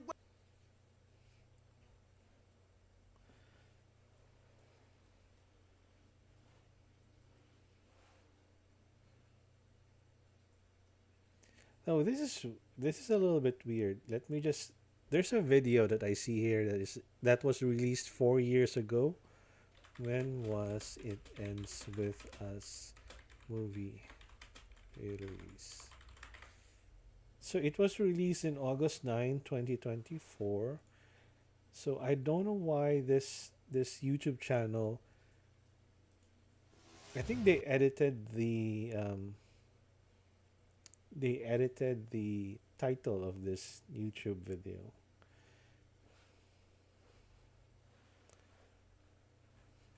I'm gonna show you guys. This was published on October 26, 2020, and the book was released in 2019. And the video production started, I think, in 2022. Let me just. Why is this ad taking so long? The most common review that we get, and it's a title that just says, truly the world's most comfortable pants. Okay, now this one was produced. I'm gonna show you guys. It says here, "It Ends With Us" star Justin Baldoni, Los Angeles farmhouse by People, and it was released in October 26, 2020. Maybe they edited the title, just the title. I think we are able to do a reverse. No, a reverse search. No, Internet Archive on the link of the Google, but it's not that egregious for me to do. We're just gonna take a look at the video. Welcome. Come on in. Come on in. Can you say hi? Come on. Want to show him the house? Okay, now his hair. It is a man bun. It is a reference to. It is a reference to the nice pool character in Deadpool versus Wolverine thing. You want to give them a dinosaur roar welcome? Yes. You want to do dinosaur roar? Ready? That's so cute. Come on in.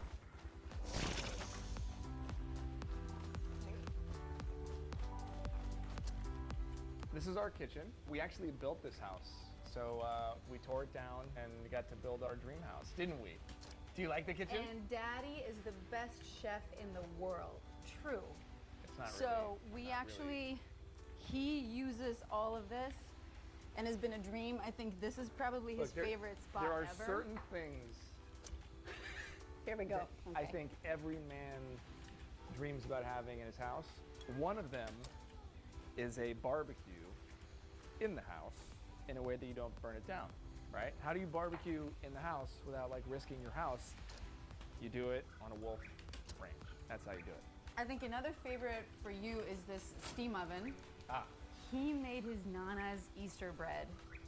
You even tried to make it gluten-free for Maya, and it was so good. Well, I didn't even know what a steam oven was, and It's really cool. Bakers use steam when they make bread.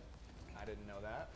And it actually cooks with steam, which is awesome. And then, of course, non-stop caffeine for parents. Something that was important to us when we were building this house is light. The world can feel really dark and heavy, and we wanted to kind of make it feel like a resort, like we were coming home to a vacation. So we picked like rose gold. Emily actually picked all the fixtures. Rose gold, it like brightens everything up. Like, you know, it just feels really pretty and beautiful. I don't know. I've never done a house tour. Never even owned a house. Let's go. Let's go to the back. Let's go. So we live in the middle of LA. These houses are small lots. Something important to me was how do you maximize like every inch of your space? I love optimization. And so when we designed the house, I just thought of every nook and cranny and I thought, okay, well, what can we do with that space? It's really nice to be rich. I know people, how the rich show themselves to the world have radicalized people, but I don't think that's a fair summation of what's happening. I'm a bit of a health freak. They didn't steal anything. They just happened to be in a profession that's like a top 1% profession Which is just an awesome workout. and earning a lot. Nice. Justin's mama is a feng shui master. And she said it is really good to have fire in this area of the house. So here it is. I still haven't figured out how to turn it on. It's probably super easy, but button right here. I don't know. There's a button right there. It never works for me. Anyway, it's super cozy, and this is one of our favorite spots. This is where we sit and hang out pre-COVID. We come out here and read. We come out here with the kids sometimes when it's dark, and we sit around the fire, and it's just a really, really cozy corner. As we were designing the house, one thing we wanted was just, again, to make everything feel I cohesive. think my gacha just got attacked. So, we actually can get to our bedroom from the backyard, which is kind of fun. It's about a 15-foot walk, so come join us. Away I go. Ta-da! Come into our bedroom.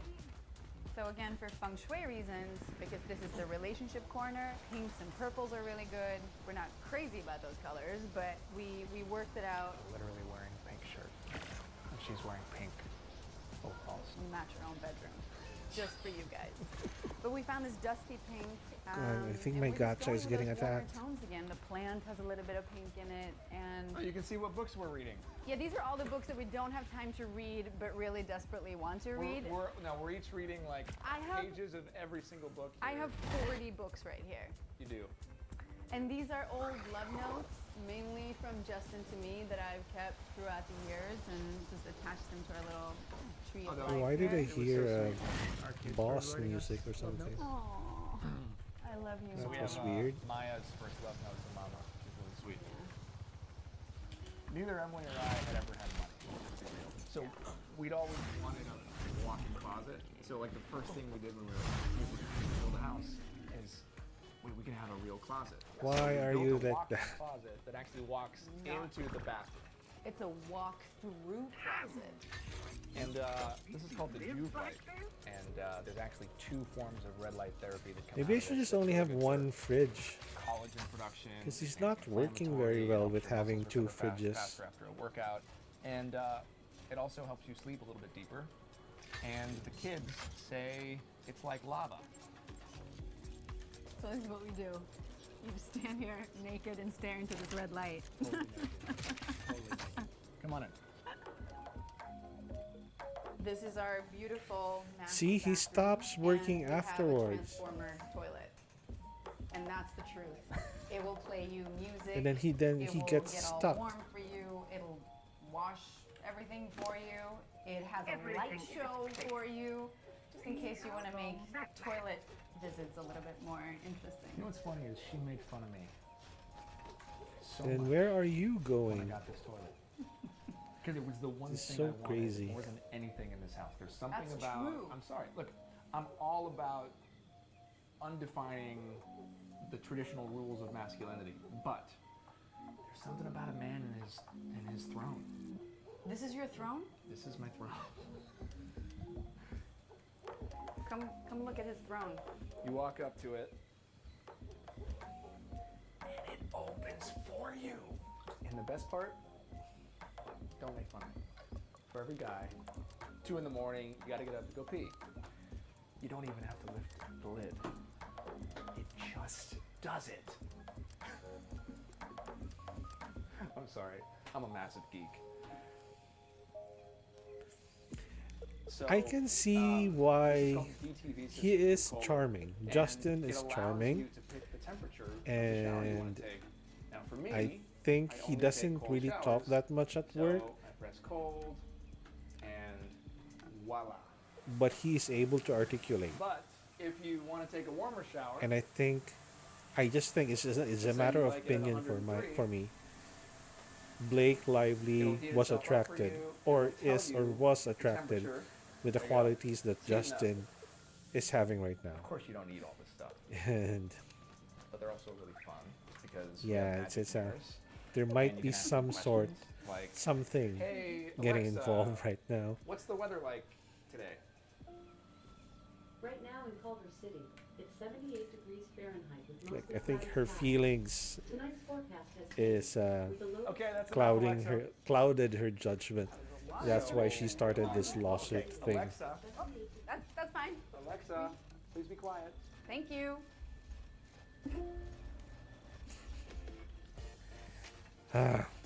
This is our My robot is already doing the little ritual entertainment again area. Another thing that before I'd always it's dreamed about is working. having a feeder, although we don't have the space for a feeder. What we did do is we Wildcard installed a needs projector, to and then we have this cool fix little the screen collision or that pathing also for has this the slowest screen in the world, so we're just for gonna this stop that and move on. But, for this robot. And so that's really cool. But I think this is actually cooler because I am a book nerd. I love to read. And I always dreamt of having like a little reading We're nook, gonna a bay switch a window little for reading. And here Ooh, I want to see this one. We're gonna take a break from the Blake Lively thing, and I want to watch this. I guarantee. So this guy is Mr. Beast's friend, and I didn't want to make stuff like this because it's a sensitive topic with how she is presenting herself. But I'm looking at his picture right now, and in this video, technically he is still a he. These kids I'll just let you watch the sexually video. Experiment with each other, whether it be at like sleepover or Bible camp or something like that. But they're definitely gonna rub tips in once in their life.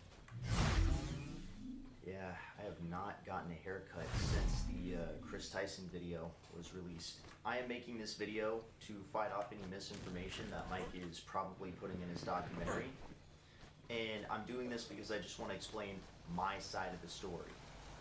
So before I start this video and get into it, I want to give a disclaimer that a lot of the things I'm going to be saying is based off of hearsay. So it's quite possible that it is inaccurate, it might be inaccurate, but also this is the information that I was working with and I got from very strong anonymous sources. So I'm going to keep my sources anonymous except for EDP because screw him. So EDP was talking to someone that he believed was a minor about when the documentary was going to be uploaded back during the summer originally. And so, of course, there were pictures of Mike Klum editing the documentary and uploading it to his Patreon, so we believed Bryant Moreland. And not only that, but if you are skeptical of whether or not that Bryant Moreland really was like sending information about the documentary, here's a selfie that he sent, and it appears that he is in a dressing room on what appears to be Mike Klum's rented out studio. So this guy on Twitter named Nicholas Diorio made a post about me trying to talk about I had to release my videos before Mike Klum released his documentary.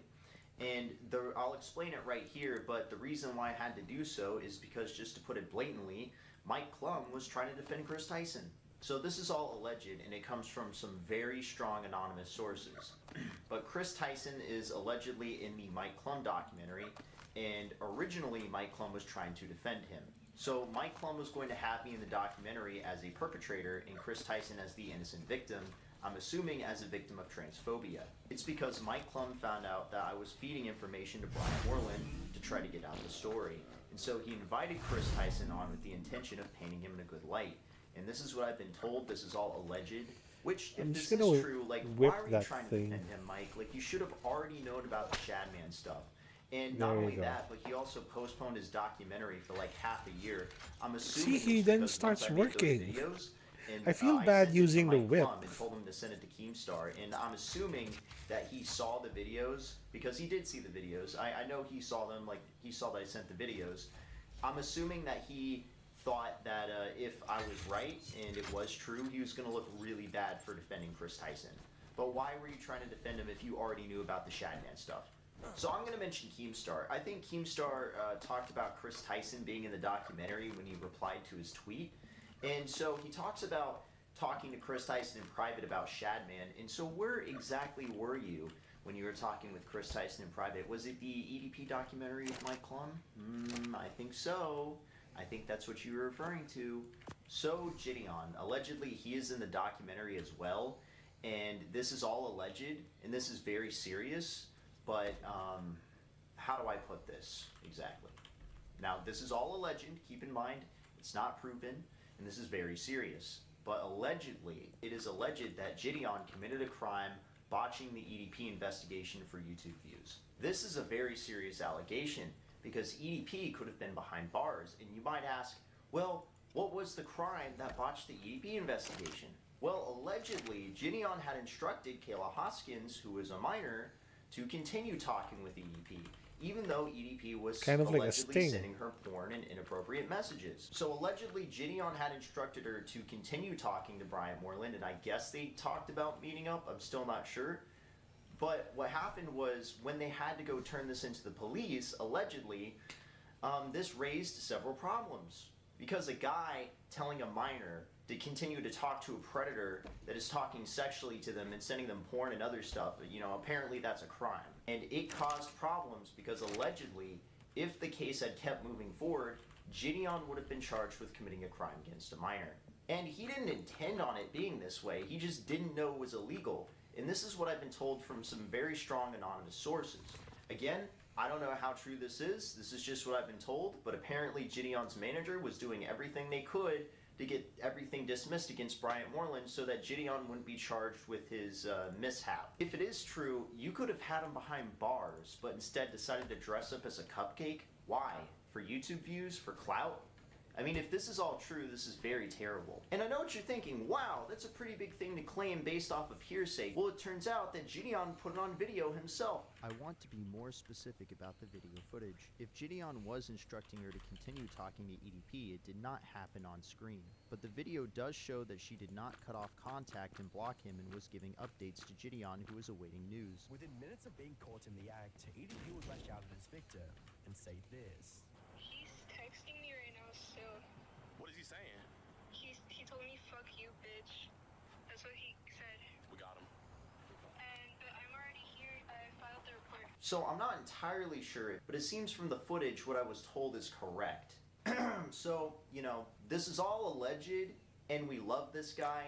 He did nothing wrong. He just showed up on the radar, and allegedly he's going to be in the documentary, but this guy is critical. So Mike went to Critical to film him and told him about the Gideon thing, and Critical unfriended Gideon on Discord, and then Gideon started freaking out about it. What's even crazier is I'm going to keep these sources anonymous, and they had these videos of Chris Tyson, and he made these reaction videos on his old channel, and he's just saying vastly inappropriate things about children.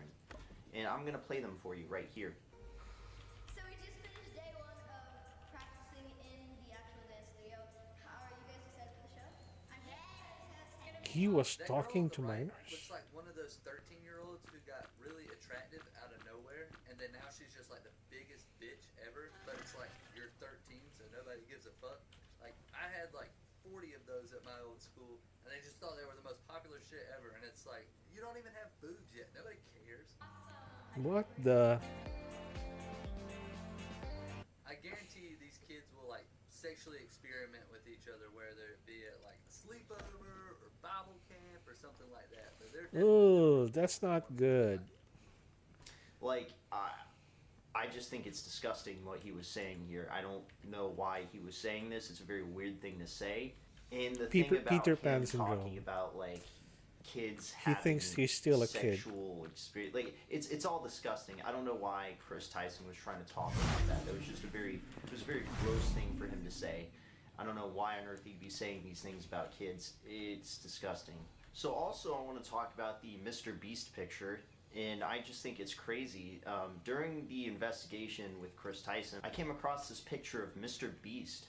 Usually he's always like smiling. He's doing like a fake contrived smile, like a, sort of deal.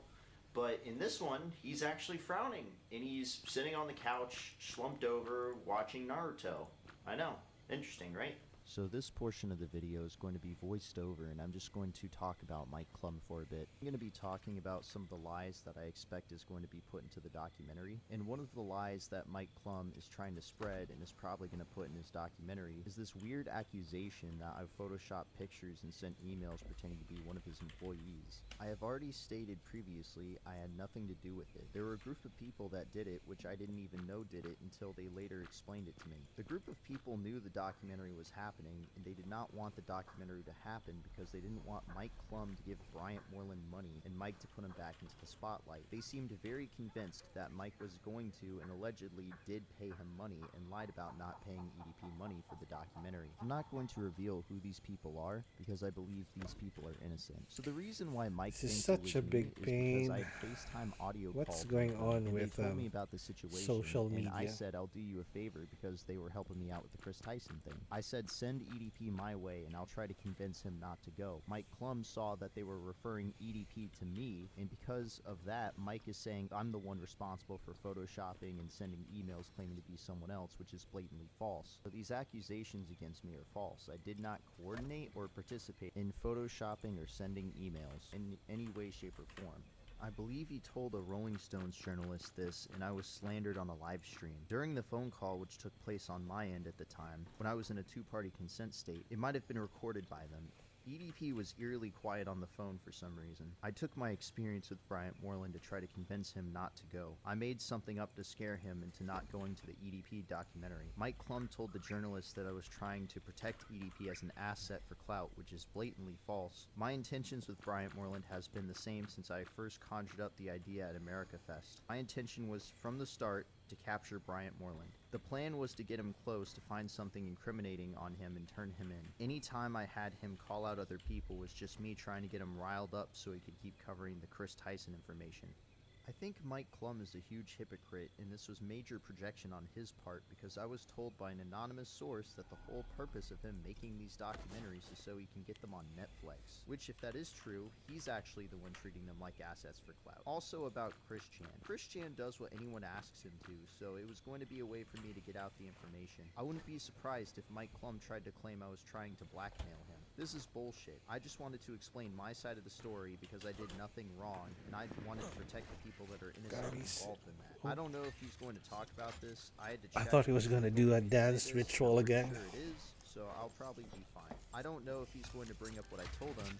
I'm not going to say how I know this, but I was not lying. To the best of my knowledge, what I've been told is that yes, the federal police did open up something with Bryant Moreland. They just haven't done anything. So Mike Klum. Allegedly, his name isn't Mike, it's John. If you look at the Secretary of State of his business which he flaunts around, the name is very clearly John Klum.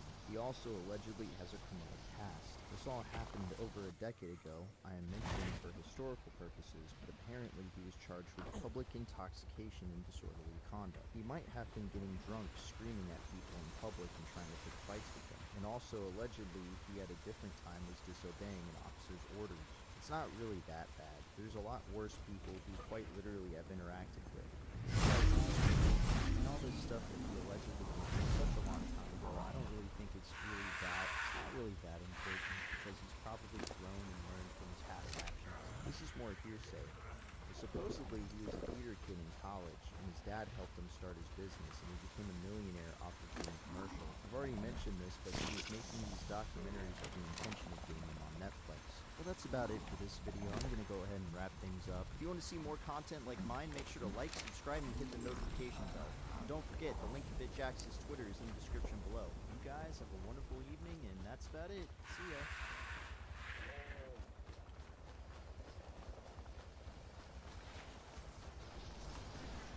Hello, everybody. Hey, it's me, Private. I haven't really uploaded in over a week, and I'm actually glad I got this whole OBS thing to work. So it speaks with me about ED. This is 1 year ago. Okay, let's switch videos. Let's try to pick something that's a little bit more light-hearted.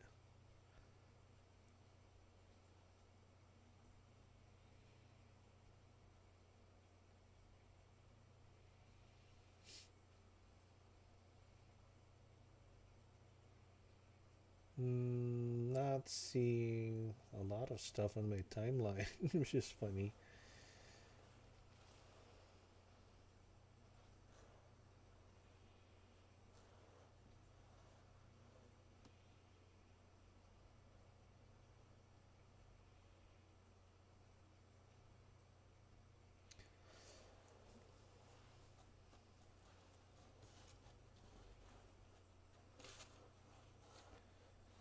Ancient civilizations.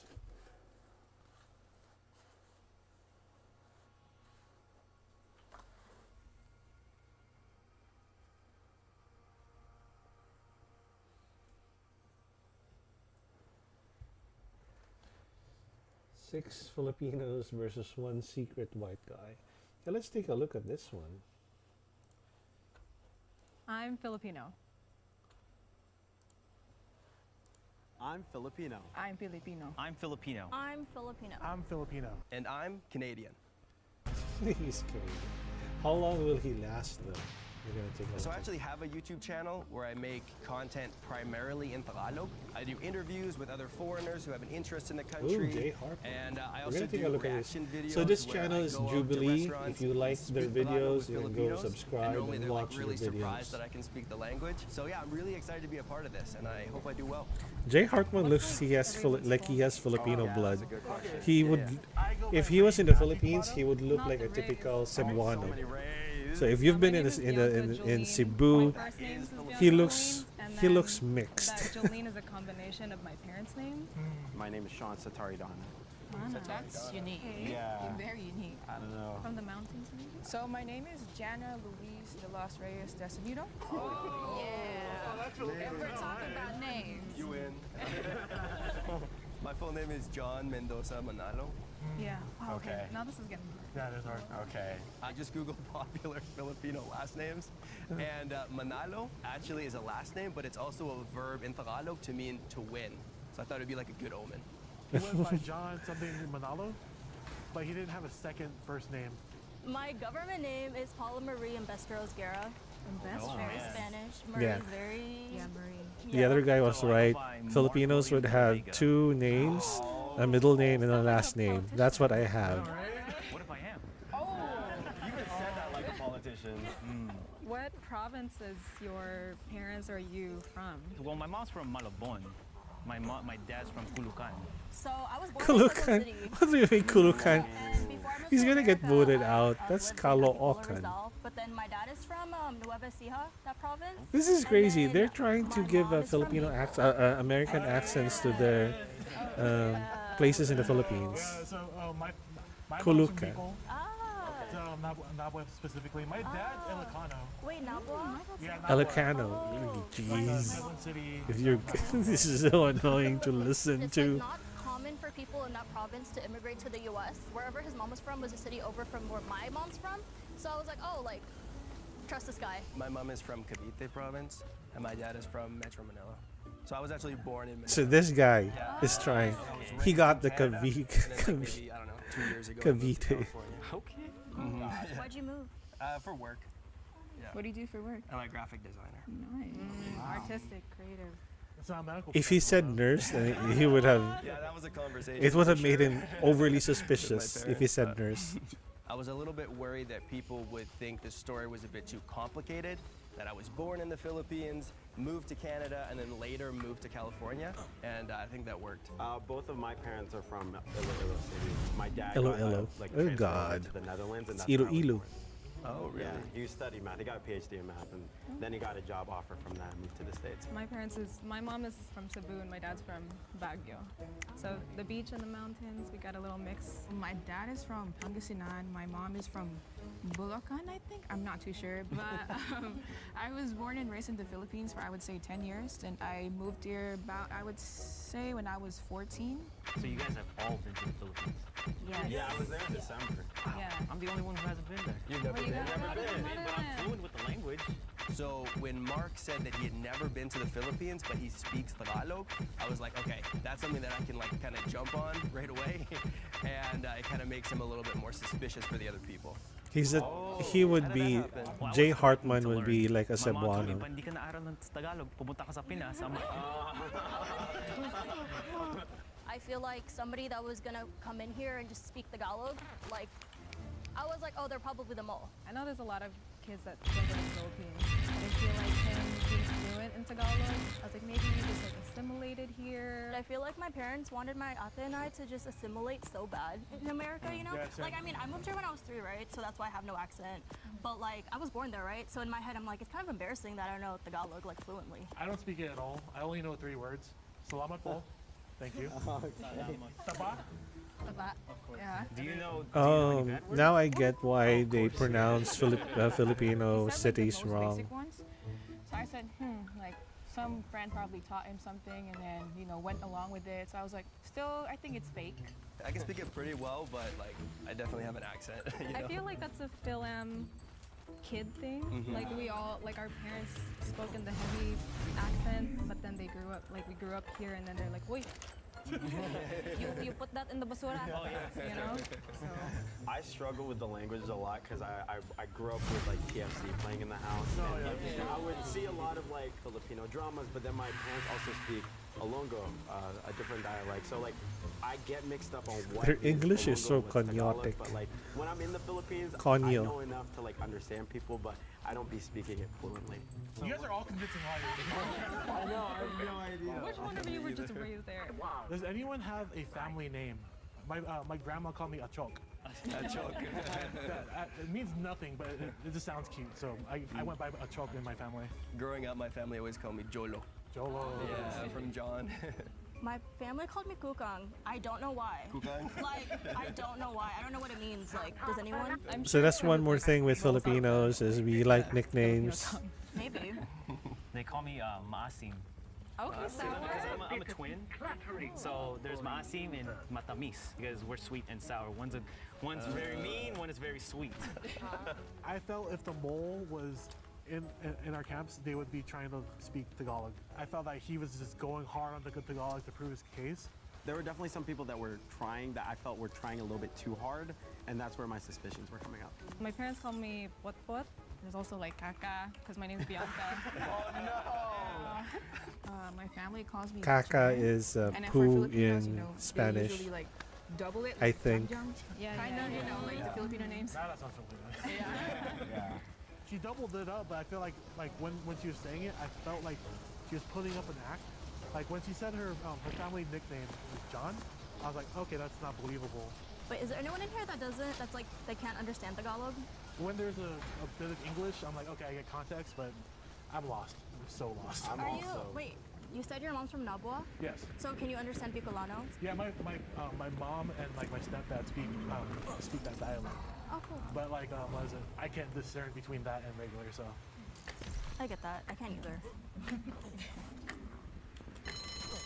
What are my go-tos? I'll tell you. Go-to Filipino food, lumpia. Go-to karaoke, Dancing Queen. Go-to app, the Nectar app. Well, Jubilee has to have their own sponsors. So.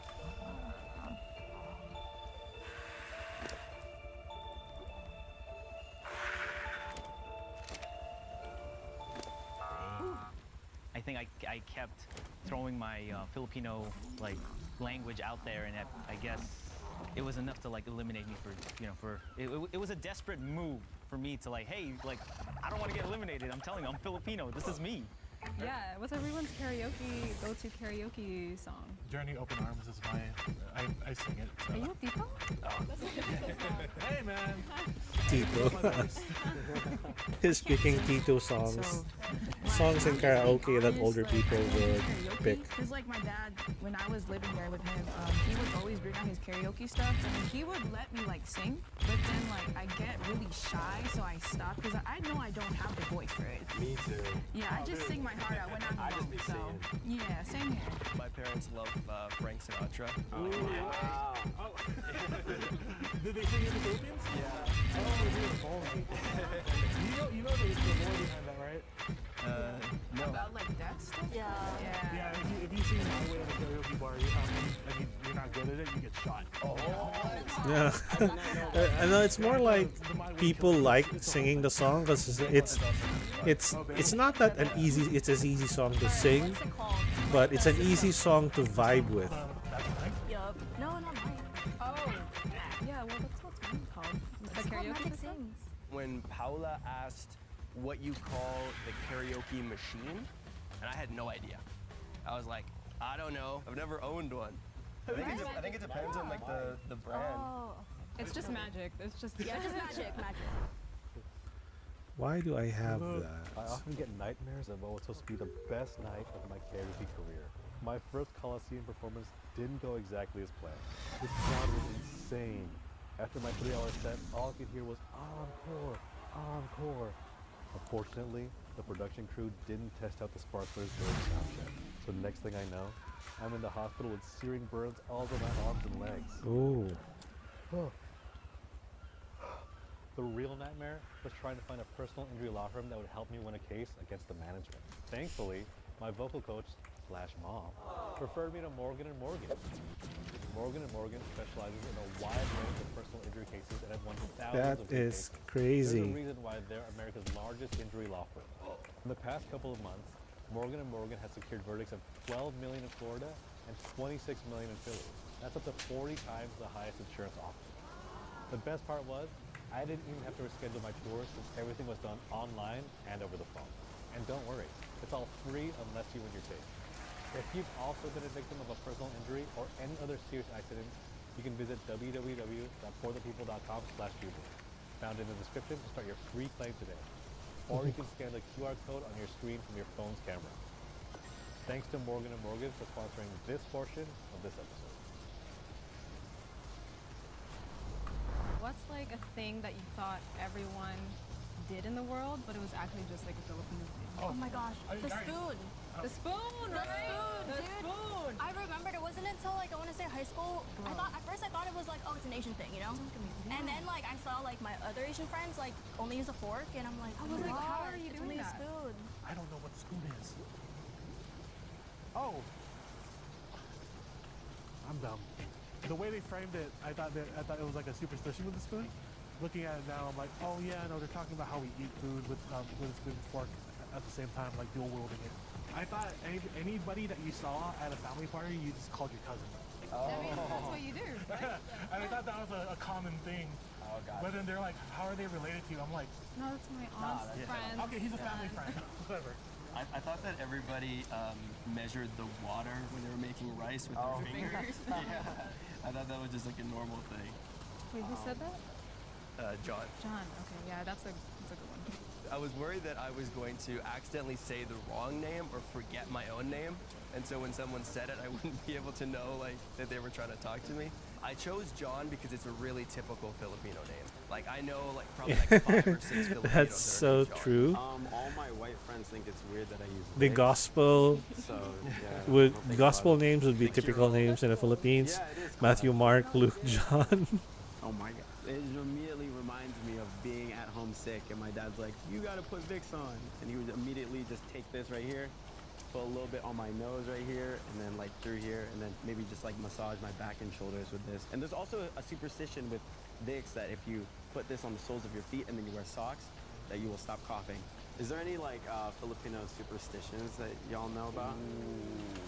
My mom always told me, don't sleep with your hair wet. Oh, that's exactly what I was gonna say. Every time it was raining, It was like you have to immediately like shower, get the hair dry. Also, I was told like if you have a mole on your palm, that that would mean you'll be wealthy one day. Which I have a mole on my palm, but I'm still waiting for that. My mom always talks about this thing, like if you pee outside. Oh. You guys heard that? No. With like duende. Oh, You know, yeah, duende? yeah. Like they'll do something bad to you. Yeah, they'll like trick you or whatever. Wait, what's duende? It's like the little dwarf. Like They're- a tiny little guy. Yeah. Yeah. So if you pee outside and you pee on them, then they get mad and they like do something against you.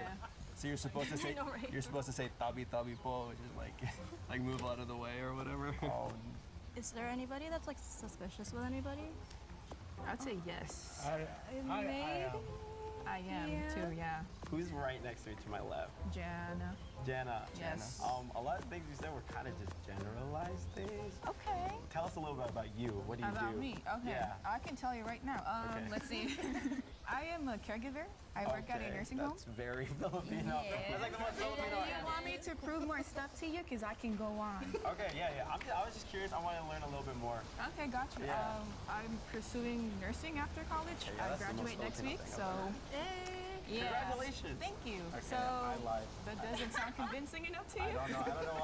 Well, I'm just wondering, like you said, you lived in the Philippines for Yes, 10 years. I did. But you weren't sure where your dad was from. Mom. I don't really ask my mom, to be honest with you, because like my mom is kind of like, I would say like they're whitewashing a bit, like my mom's side. My dad's side, they're very like what you call this, like very Filipino in a way. So it's, I don't know, I don't ask her anything. But like so. even like the province. I don't, because she doesn't speak any dialect. She said that she didn't know where her mom was from. And I'm kind of just really big on like, even if like you were born here, I feel like it's really important to know like where your roots are, you know? Like, yeah, like you're Filipino, but like it's more than that. There's like thousands of islands in the Philippines. You should know like relatively where like both your parents are from.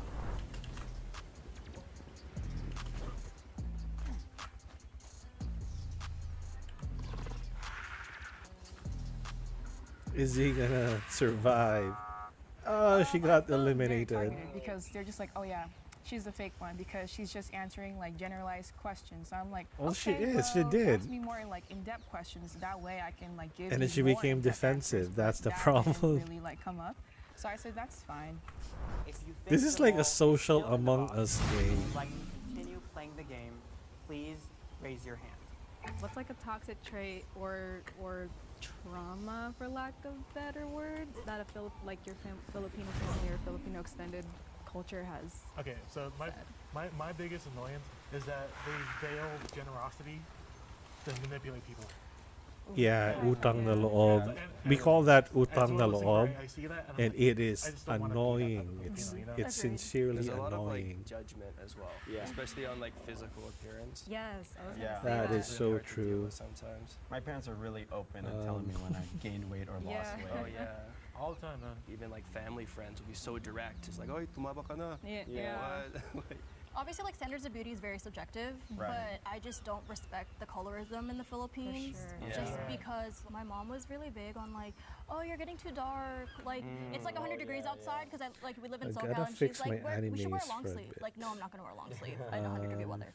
Just like a lot of Asian culture, it can be really strict and also judgmental in the world of like academics and trying to succeed. And it's like I remember like a core memory of mine was like I was like 80th percentile in like my SAT scores, which is pretty decent. But I remember because my sister. Hopefully this was, works like, better like now. Okay, there. 95th Now it works percentile. better. My parents So were my really mouth upset with me. wasn't and so just, like, opening growing that up with much. That was a little bit difficult.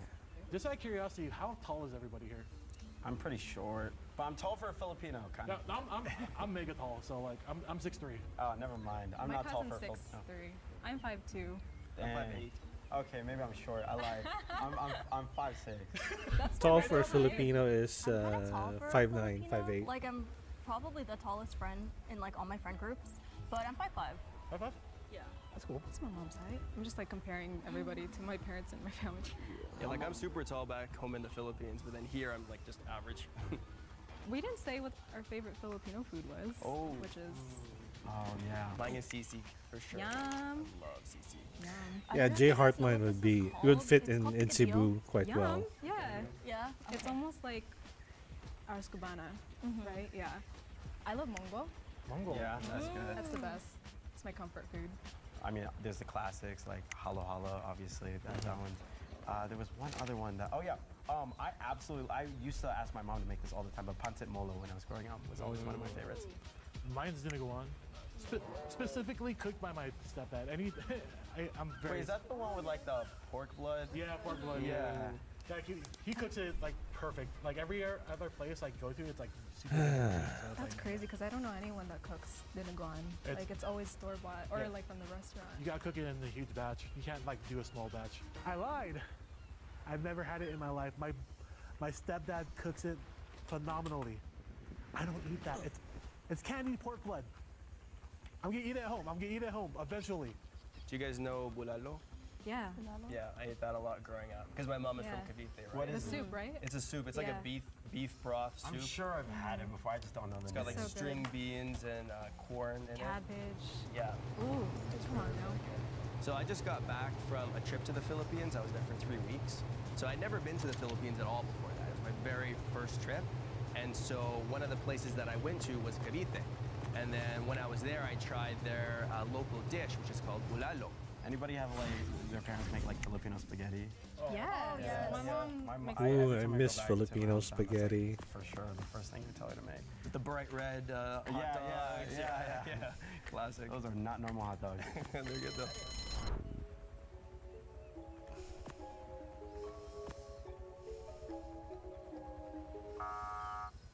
Ray's story was like a little bit weird, and I was a little surprised that, I didn't at least go one more round. If you think the mole is still in the box and you'd like to continue playing the game, please raise your hand. Who voted to keep playing? I did. I didn't. I didn't either. Yeah, I thought we got him. Yeah, it really feels like everyone here is Filipino. Like, I don't know who I would vote for. It does feel like we're all Filipino, but I think I just really watched too much Jubilee. Too much Jubilee. She's very suspicious. Don't take But this wrong way. I she's feel like right. Ray's She's probably right. like the youngest one, John. I'm so sorry. I don't know. There's just like I don't know if it's my intuition. I hope I'm wrong, but like I don't know. Like I mean, like money's on the line, you guys. Like you know what I mean? So it's like Speaking her truth. Hey, man. I don't know. I just feel like I mean What's like suspicious about me? your accent is very American. Like I mean, obviously we're all Philam. But I was also raised in Canada, right? That's true. So like I might have a little bit of a different accent because of that. And I moved when I was 8, so I really have like the Canadian accent. He did say he likes bololo, and bololo is pretty deep in there. Yeah. Very deep cut. If you think the mole is still in the box and you'd like to continue playing the game, please raise your hand. If the light turns green, that means you have No, voted the mole out. this is the thing that. Okay, I'm just gonna pause the If the video a little lights bit. turn red. So this is something that's a bit silly with Jubilee. They are wearing blindfolds. They don't know if the light turns red or green. I think it would have been better if they could keep the red and the green light, but also add sound instead. Like they could say, if you hear a bell, then the mole is still in the group. Or no, if you hear a bell, then the mole has been voted out. If you hear a buzzer, then the mole is still in, or something like that. And this is quite silly. That's the one thing that I have a complaint about with Jubilee. Red, that means the mole is still in the box and you lose. 3, 2, 1. No. Oh, you guys. Y'all, my intuition's right. Yeah. Y'all should have listened. Oh, Damn it. you guys. 3, 2, 1, go. Oh my, you know. Oh my God. I'm so sorry. I said it. Oh my gosh. Sorry, guys. I was not expecting you. I didn't vote you. I did. I think I voted him for the first one. I did too. So I'm from Canada. In This Canada, is there's so a really stupid. big population of Filipinos. And so when I was about 18, I really got to know the community. I was working at a place that was maybe like 50% Filipino. I met a girl and started dating. We started dating. And so I put a lot of effort into learning the language, and it probably took me like 2 years or something like that to get conversational. And that was like, you know, nearly 9 years ago. Okay, so since you are not Filipino, what is something that like you think is so beautiful about the culture? Filipinos are like the most hardworking people I've ever met. Honestly, like they are grinding out there, and it's amazing. So that has ended. Let's pick another video. I think this will be my last video. I'm gonna do a 30-minute one because I need to go to sleep because I got work tomorrow.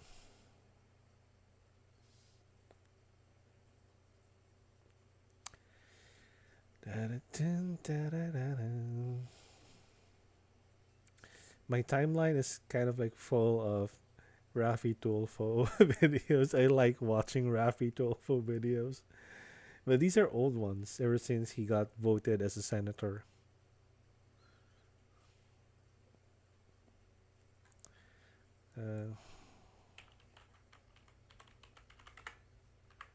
I used to watch this good YouTuber before, but he hasn't returned to.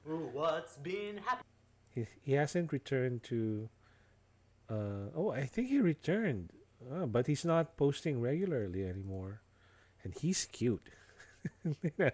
The perks of being bi is like I'm able to appreciate both genders. Wow, I could not believe that his last video, that when he was still very active, was 9 years ago, and then he posted another one 9 months ago, and then his last video was 3 months ago, and he hasn't posted since. I do believe he is here in Canada, but I think he posts more in TikTok rather than in YouTube, but he was very good when he used to post. I think he's still with his boyfriend from 9 years ago. I think.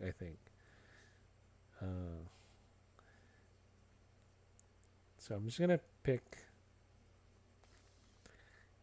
He had this group in YouTube before where they're like five people sharing videos, and they would post on each other's videos. Yeah, this was 13 years ago. Wow. That's so crazy. Okay, I'm just gonna post one video of his and then pick something else.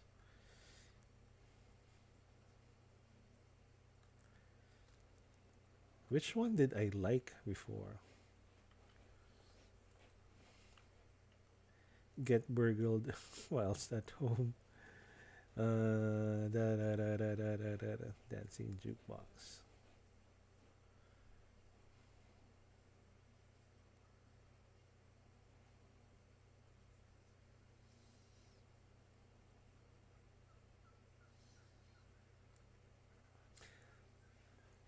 Let's watch one of his latest videos. He is posting this one. These are the queer. Yeah, he's posting in TikTok format. Here we go. There we go.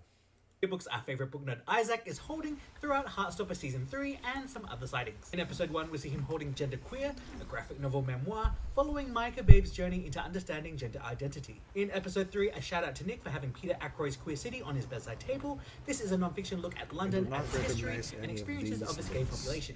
Also in Episode 3, Isaac is holding This Is How You Lose the Time War, a sapphic time travel sci-fi book. In Episode 4, I just about lost my shit when I saw Isaac holding The Song of Achilles, one of my absolute fave books, and I'm not going to describe this one, just read it, please. In Episode 5, we see Isaac holding Christmas Days. This is a collection of short stories.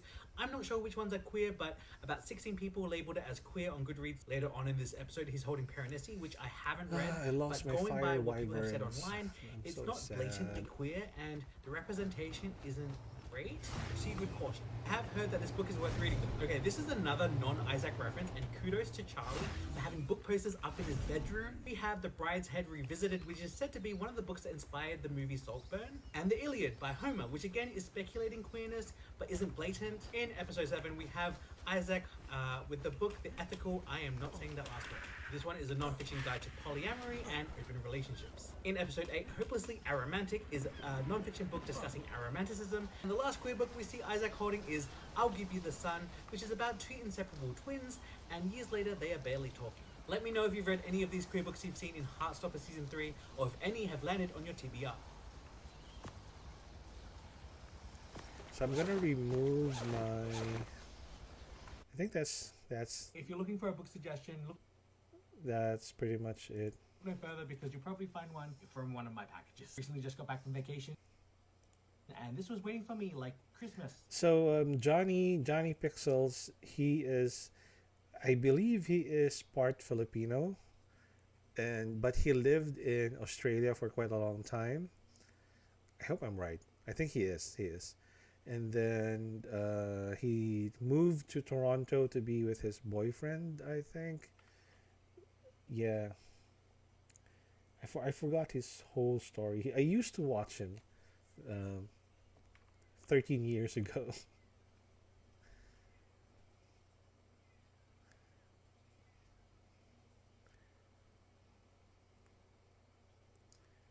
And now my timeline is full of Blake Lively videos.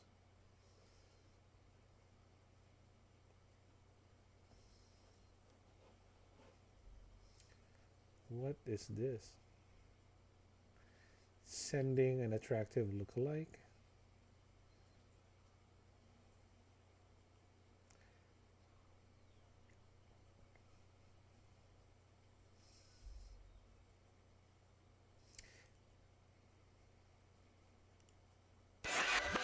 No, not that one.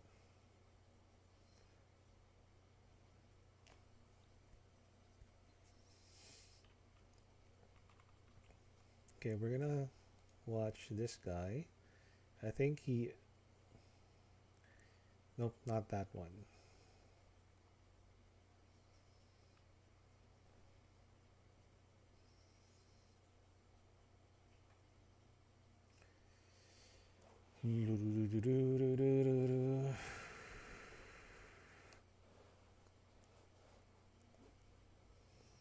Cost of living.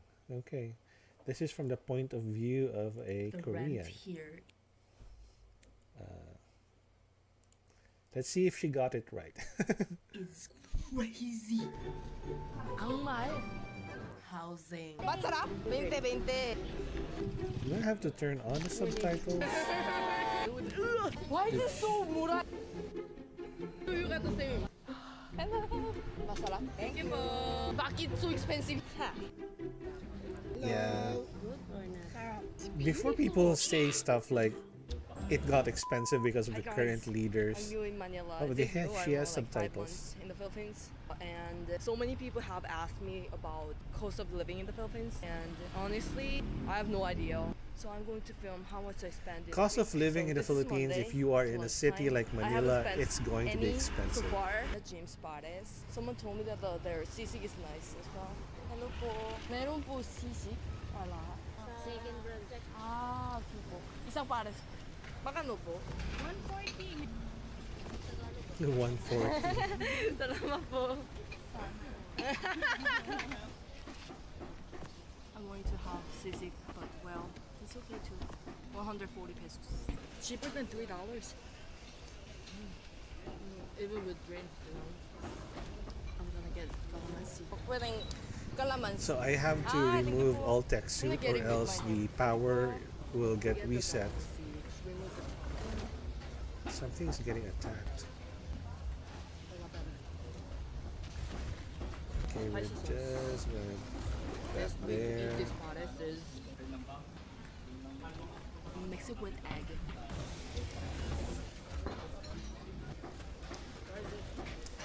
I mean, she would.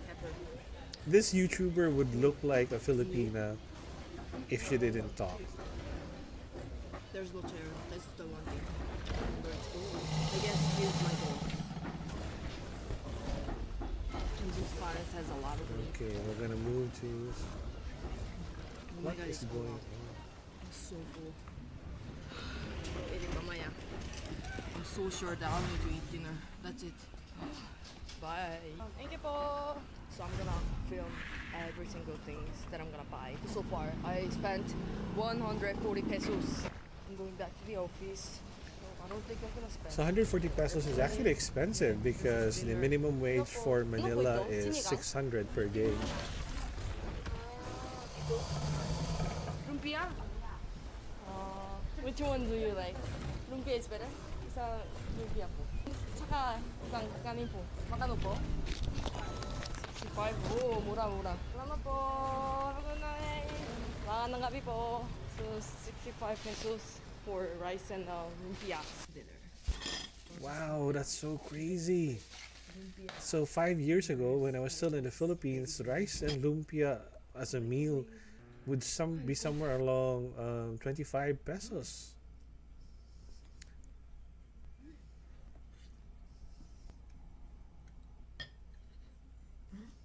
It's like a meat, no vegetables. Is this still good? I don't know. Maybe. Then again, it's Manila. It's my dinner. If I remember correctly, when the roasted chicken, whole chicken, still costs somewhere around 75 pesos for us, it was already 150 in Manila. And when it started costing us 120 pesos for one roasted chicken, Manila was experiencing prices at about 250 pesos. She's drinking. She's drinking the whole thing. Hello. You feature me. Ming Ming, sa Ming Ming. Love it.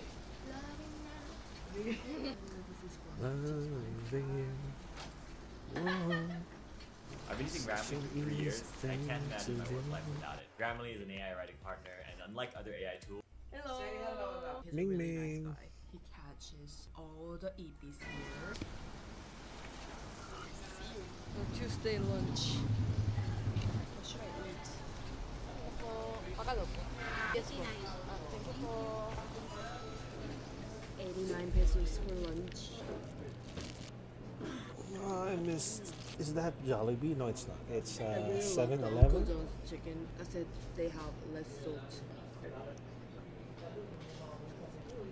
Of course, Jollibee is better, but Jollibee is super popular here, especially in my area. But I don't want to spend my whole lunchtime lining up. That's true. I want the Jollibee. You know, in the to rate Philippines, sauce. McDonald's has a chicken value meal. Really affordable. I want to drink something. I feel like it's gonna rain. The weather in Manila is really unpredictable. It was sunny in the morning, and now look at this. Ate, ano po ito? Can I take a picture? Yes. This one? Atay. Atay? Oh, river. River! Yes. Ah! Masarap? Masarap. You take this and then you... Ah! Put this now. Pay later. Okay po. Isa po. Thank you po. Just, get it? Yes. Thank you po. Calamansi, calamari. Masarap. Masarap. Okay. Oh. Thank you po. It's good. Vinegar like a wine? Yum. Vinegar. Yeah, I like want it. well, technically, vinegar used to be treated as Yes wine. po. Gusto. Gusto spicy. Yes po. Wow. Ah, raining. Raining. Ay, nako. Sarap. Ano po ito? Juice. Anong flavor? Kalamango. Kalamango? Apple mango. Apple mango? No. Only mango. Isa po. Saan po? Fresh bean? Ah, thank you po. Oh! Thank you po. So that's palamig. Sobrang. Palamig is a type of refreshment. Makano po? Tus. Saka 20, 20. 20, 20. Tagalog ah. I studied Tagalog, it's mahirap. Thank you po. Ayan ako, it's raining. Yo, trabaho dito. Thank you. Salamat po. Have a great day. Oh, so nice. People are nice. Tuesday dinner, and I'm about to make the hardest decision. I'll show you how tough my life is. Can you see that? They're right next to each other. Mang Inasal and Jollibee together should be illegal. I had a chicken for lunch. Mang Inasal. So I'll go for a Mang Inasal. Sorry, Jollibee. Hello po. So what happened is that Mang Inasal was acquired by Jollibee. That's why you see both Mang Inasal and Jollibee together. 100. Student. It's good. Thank you. They sell this as well. I bought it last time and it's really good. There you go.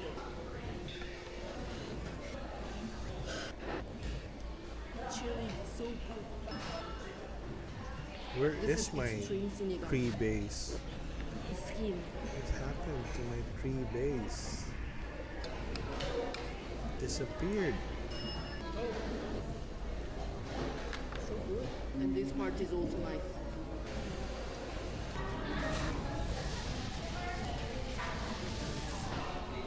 That's Thank you over there. po. Salamat po. Ah, this is so great. This one, 100 pesos. You want snacks? So she's basically eating I got one now. I don't really like over It's like chocolate over the cookies. minimum Got this wage from in The Manila. other student before. I don't know. Is it some kind In of just one day. organization? Every time, why do they sell this specifically? Are they sponsoring? Perfect. Bahay dito po. Bye. Now I'm going to the gym. I'm taking a break from jiu-jitsu to focus on studying Tagalog, but I still need to exercise because I know myself. I'm kind of vulnerable to depression, so I need to exercise. I need to have enough sleep and also enough sunlight. Yes. My brain is If you're so coming here in demanding. Canada, you need Anyway, sunlight. this If is not, free. vitamin Luckily, D this is including supplements. My Airbnb, but if you want the jiu-jitsu, it costs around 3K. So depending on your lifestyle, living costs can be higher and lower.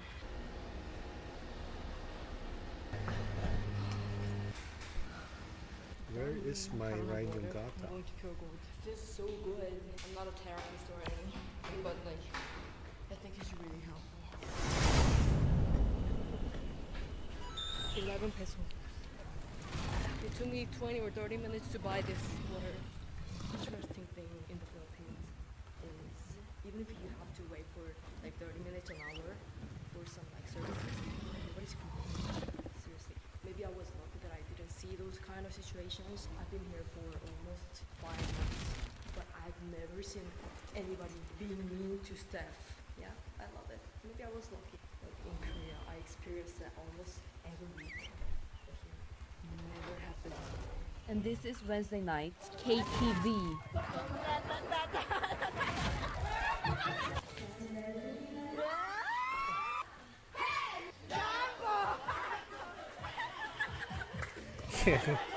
Karaoke is still like a lifestyle in the Philippines. That's I'm so why. drunk. I can't take the angkas. This is tricycle. It's the best transportation in the Philippines. Guys, I'm so drunk. Why are you not? Salamat po. Bye-bye.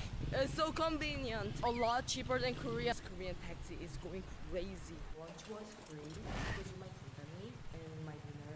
I had fun with my coworkers. 9 people, karaoke. We were there for like almost 3 hours. 5,640. Oh my God! Me and Wow. my other colleagues paid. So we contributed 1,900 pesos. This is not too bad. She's freaking expensive. She's Not 5,000 for an overnight karaoke. That's crazy. There's a YouTuber in the world. It's really hard for me. So we paid with him. However, since I am making a video about living cost, I'll just make it low. Divided 627 pesos for karaoke night. Our lunch was 4,500. Oh my god. The birthday 4-5 for the 400. lunch. And then so sleepy. I drank 5 bottles of Red Horse. Sana wala trabajo. Bukas. Doesn't make sense. I don't know. Okay, see you bukas. 이상 순두부찌개 땡겨고. I still have hangover, so 순두부찌개. Jjigae is 400. What the heck? So many She is things. living an expensive life. This is my favorite here. Spinach. What is this? Radish. Talong. Cucumber. Kimchi. Radish kimchi. You can also get a refill. It's unlimited, I guess. Side dishes. And some eggs inside. This restaurant is really popular among Koreans. And the sake is free. It's like drink with rice.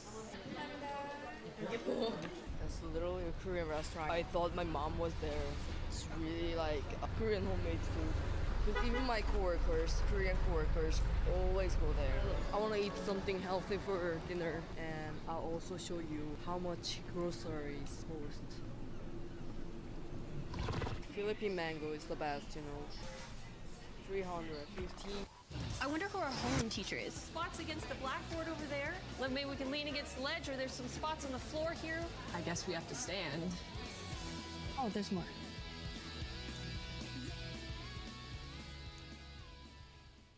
There's DIY, and there's doing it yourself.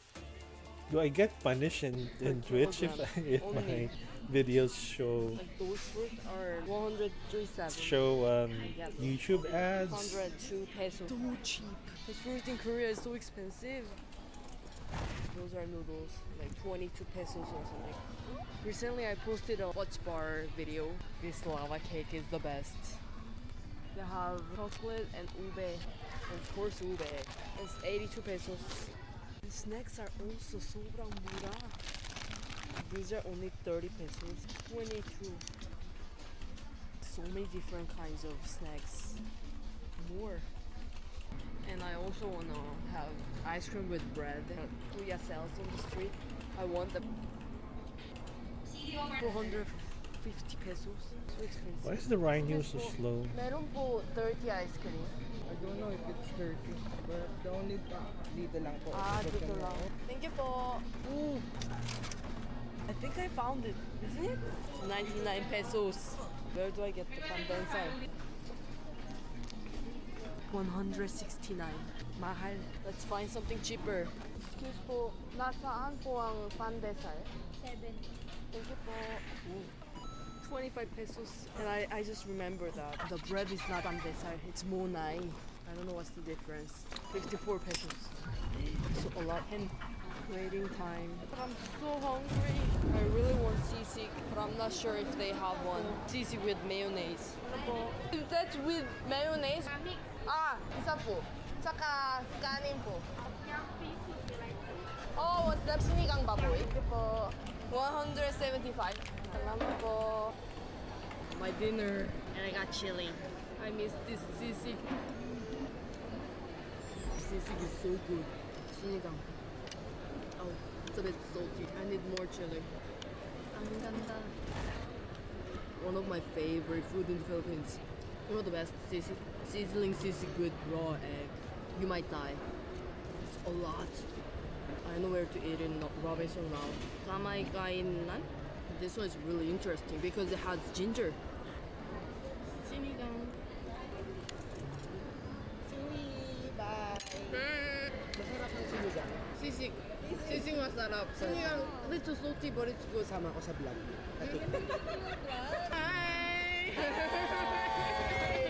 Sama mo kami Aabang ako sa TikTok. Hindi ko alam. Sorry po. Kunti lang. Niintindihan, kunti lang. Basta kailangan ako kita iyo TikTok. Opo. Idol pa pa. Bye everyone. That's nice. They're so funny. Masarap. Ah, I just want to be eating a little bit healthier. almost fell there.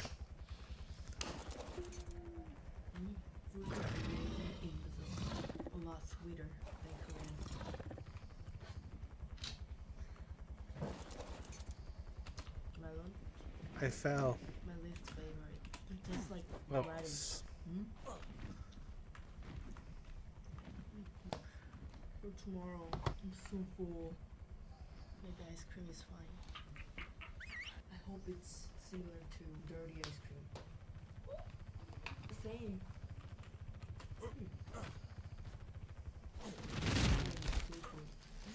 Literally 25 pesos. Wait. I'm gonna mix with ube. This bread, I think it should be Munai mango. Already melted, that's why it's not that good. Tastes good, but the texture and everything. So I'll try it tomorrow. See you. Oh, it's birthday ice cream? Why is it birthday? Lunchtime. What should I eat? I'll find something new. I've never checked the area. Hopefully there's She something. just went I also on a want to walk montage of around eating. because the weather is amazing. I gotta admire Not her raining. spirit. Nice carinderia. Atan, 5 minutos. Thank you po. She just ate a lot. Nasaan? Junadan? This area is amazing.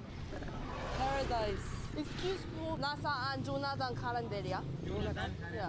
fried chicken. Is it fried chicken? Yeah. Ito Junadan? Yeah, my umbrella. Salamat po. What is Junadan? I can't find it. I'll just go somewhere else. I found something nice. Hello po. So many nice foods I can choose. Is it good? Seasoning pork. Yes po. White sauce with gravy. With gravy? Yes. Ah, isa po. Makano po? 125. Oh. Pares and bulalo para matikman nyo rin po. Ah. Free naman po yun. Ah, really? Para matry nyo. Try. Sabaw pares po. Thank you po. I don't know what to do with it. Ugh, this is amazing. Seriously? She just got free food. Hello po. Ah, thank you po. Anywhere? Yes. Why is it so mura and it's good? Thank you po. How is that possible? I actually wanna sit there, but since I'm just by myself, I'll just stay here. There's also second floor. I can get these things too. It's a lot. Thank you po. And then this is What? pares. Oh yeah, thank you po. So you can try. Ah. How does she know that I love pares? Pares. Look at this. Free sabaw. It's my first time eating this sizzling pork. I love this food. This is garlic rice. I'm not sure if you put calamansi here, but most of Filipino food is really good with calamansi, so I'll do it. Oh, of course for pares. Oh, I really love the pares here. I mean, all these things are only 125 pesos. Do they earn? Meat is like this thick. Why did I just know this place? I've been working in this area for 5 months and then I just discovered this place. Oh, mosquito, hey. This is gonna be my place from now. And it's really clean. The place itself is nice. You can come here with your family or something. Is it just their hobby?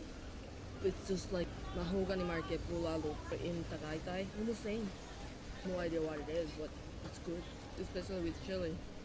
I saw that there's a sizzling sisig with mayonnaise. I mean, it's different from Jollibee gravy sauce. But it's good. I don't know. So creamy. Samgyeopsal. I think it's really a hidden gem. Maybe. I'm curious Paris is about kinda that unique. place. It has its own. I don't even know how to describe. There's something to figure out. Sobrang sarap. Oh, thank you. Sobra. Thank you po. It's good. This street is full of carinderia. I'm so full. Dinner. This just basically went into a mukbang, eating everything inside. 2 times more expensive than Sundays.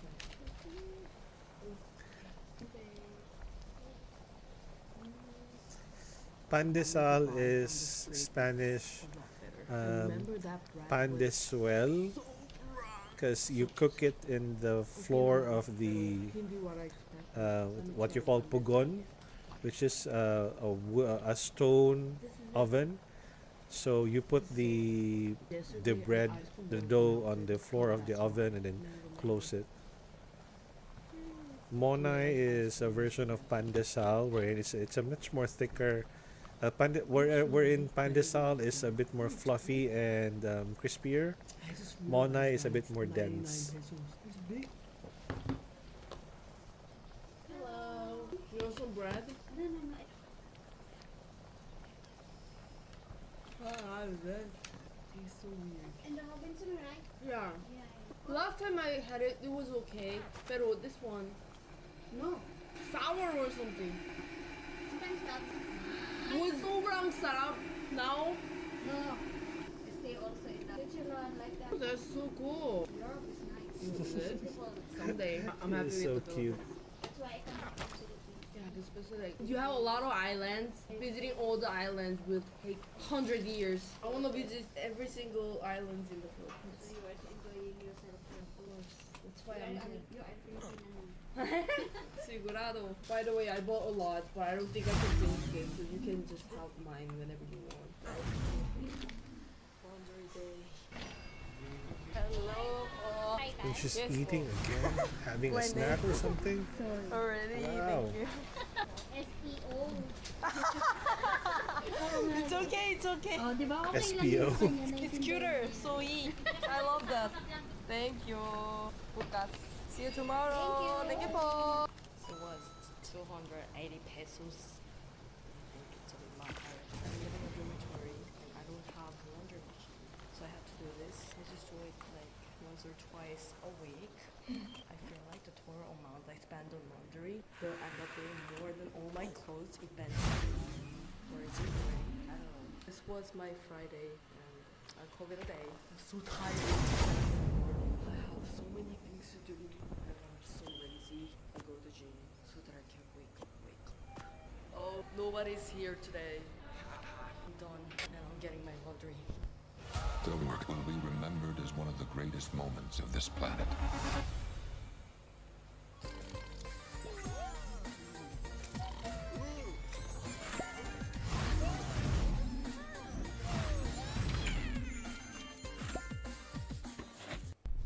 Look at this. Smells so good. It's one of my favorite moments, smelling my laundry. I was gonna make sandwich, but I can't wait. I'm so hungry. I'll just eat something from outside. Where? Denbong closed. What should I eat? I wish there's a turongkuya. Hello. Hello po. Munay? At isa po. Makano po? Anong flavor? Ah, mix po.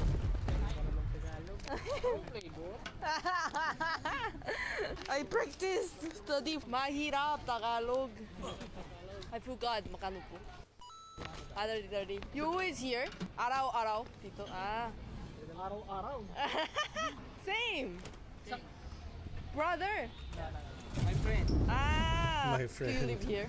Yeah, that's how people, Ay, vendors Intramuros. call their What's the customers. best restaurant here? My friend. Carinderia or whatever. I want dinaktakan, but I know dinaktakan. Tembong is closed today, so I want some. Tembong, you know Tembong Carinderia? Right there. Over here, it's good. Masarap. Alright. Kumain. Thank you po. Have a good day. Oh my god. 30 pesos. This mona is really different from supermarket mona. It's really soft. And you can taste the butter. Maybe. I finally found it. I found one from Quezon City. I've been looking for it for a long time. God. I don't know if I can top it in the 7-Eleven trash bin. I'll just bring it. Hello po. Bagnet? Yes. Hi. You want? Ah, pay lang po. So many. Ano po ito? Pakbet. Pay lang po. Lang. How about this? Can I open? Yeah, okay. Thank you po. Oh, dinaktakan? No. Ilawin. It's like dinaktakan? Dilakdakan na habang mayonnaise. This one, vinegar. Ah, isa po. Dining po. With isang kanin po. Bakano po? 97. 97. Sorry, we don't have pork. Ah, it's okay. Meron po Ay, sabaw. Ay, yeah. O, sinigang. Oh, sinigang. Love it. Oh. So sinigang is a soup in the Philippines, and it uses tamarind fruit, and it has a sweet, a sour, more like sour tangy taste. It's very good. I miss sinigang actually. I guess cucumber. I forgot the name. Something like tinaktakan. I also added an egg. Kinilaw. She's eating kinilaw, which is raw fish Really good with in vinegar sauce. Personally, I don't eat raw stuff in the Philippines, raw meat. Yes, po. So I don't eat kinilaw in particular. Korean. Korean. Oh, we got the same. Yes. Oh, you got the same too. You eat it with the soy sauce? Good with soy sauce. You know speak Tagalog? Konti lang. Hindi ka na mabibenta. Hindi ka na mabibinta. I know Hindi. Hindi is no. No. Ka is you. You, yeah. I don't know the mabibinta. What does it mean? So you can be a What he meant was that you're not gonna be sellable anymore. 5 months. No, I'm just working here. Benta Is it maybe soy is sauce? it's slang for Is it good? you won't be Which one is better? This one or soy sought sauce? after as a girlfriend anymore. Something like that. That's so funny. Ah, that looks so good. My coat's better. Try mo. She's just having a mukbang. It's making me hungry. I wanna go eat. I miss home. Yeah. Koreans are good in spicy food. Yeah, but stop. Thank you. Thank you po. Masarap. Ayan, thank you so much. Masarap. Thank you po. Have a good day. Thank you. Bye-bye. Bye-bye. Ice cream kuya. Hello po. Isang gulaman She's po. so vibrant. Korean po. Kuya, ang sumasigo. I've been there. Yes, cellphone very cheap. Cell phone very cheap? Yeah. Cell phone back it's so expensive here. You chop there, please. I chopped kalenderya already. Thank you po. Have a good day. Bye-bye. Black tea gulaman. Oh, is black tea gulaman and gulaman, they're two different things. I used to hate gulaman. That's way too sweet. But this one, it's not that sweet. I love it. 10 pesos. Like these little drinks are everywhere. When you're thirsty in the Philippines, you just go anywhere and can get this. Either gulaman or calamansi usually. Buko as well. No. Oh, hello. I still have so many pandensia in Munai, so I think I need to make something out of it. Oh, I found it. I just need the little one. 4 little tomatoes are 103 pesos. Some lettuce. Angmai, 72? Seriously? Let's get the little one, 62. I'm just gonna make sandwich, so I need some sauce. Paradise. Oh my god, this is so good. Ha! I'll get this. And then I'll try this one as well. 17.5. Sweet chili from UFC. People working in Robinson, they're amazing. They memorize all the items. Every time I just ask them, like they answered in 3 seconds.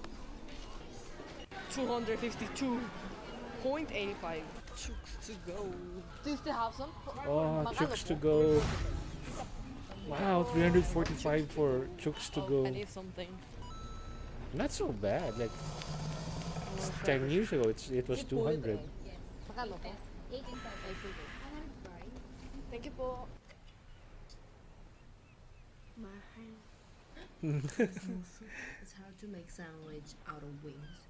Just eat it. This is the best flavor. Sweet. Chicken breast. Oh, it's a lot. Soft. Juicy.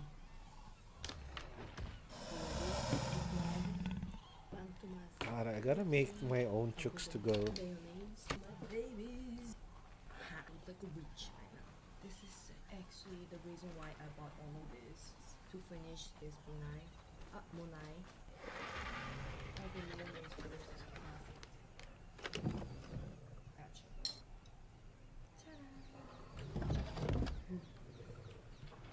I think I'm done. This is it. It is. I think it's gonna be better without tomato. Oh.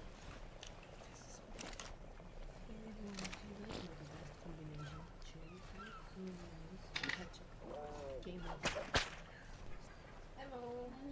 some sandwich? No. It's healthy. Why not? You like with sauce. I'll try with the pandensa. It's a lot softer. This is better. I was like, it's good, but something was missing. Some food really lost. You know how good that is? You don't have it in Korea. No. Chicken.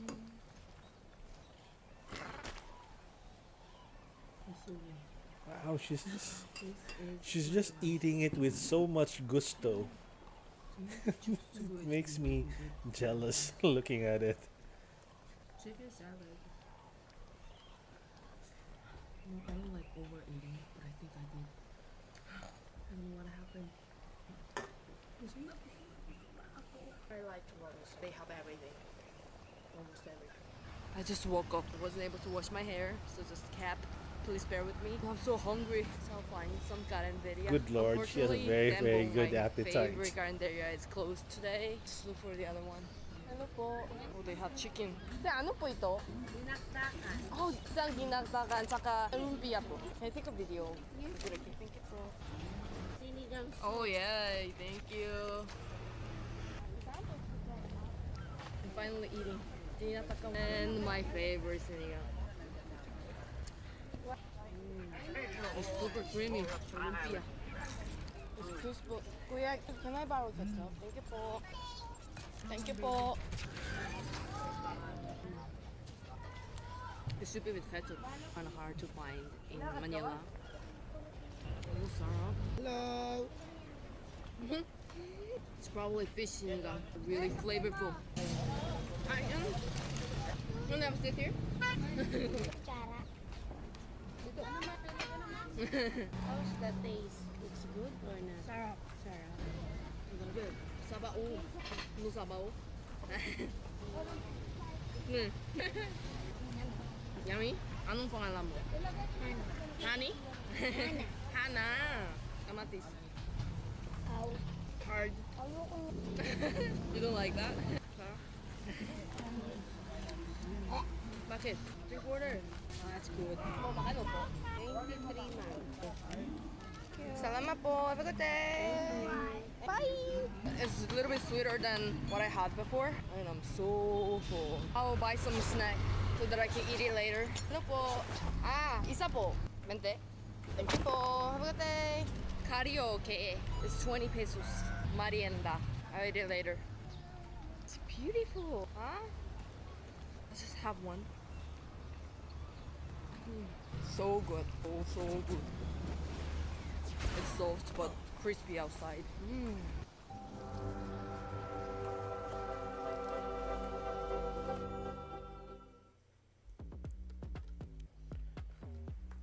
Wow, YouTube is not giving me the 5-second video. Oh. See you later. So this is just my weekend. I didn't do anything but editing today. I'll just order something. So my dinner will be Grab. I think Food Panda is better. 'Cause that's cute. What should I eat? Should I eat something healthy? Oh, I know what to order. Tropical hot. Hot Hawaiian. Syempre. Hawaiian I love pizza? pineapple. Alright. You can add something. Okay. Oh, there's a meal. Wait long. I'm gonna order 2 so that I can have it later as well. So first, crazy. Coke Zero. I'm on a diet. And then salad. Milk. Chicken and palabok. Oh. It's gonna be 455. Oops. There's a voucher. I didn't do anything. They gave me 80 pesos discount. My phone. Ang taga naman eh. So there'll be 415 pesos. Ta-da! Compared to Korea, I'd say it's okay. I love it because Korean delivery fee is crazy. It's really hard to order something nowadays. It's like delivery fee, like 150 pesos usually. There's also minimum around 800 pesos. So this is great.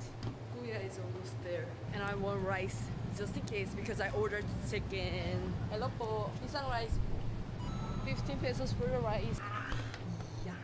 Why is it so big? The burger is like this. I was thinking, I was like,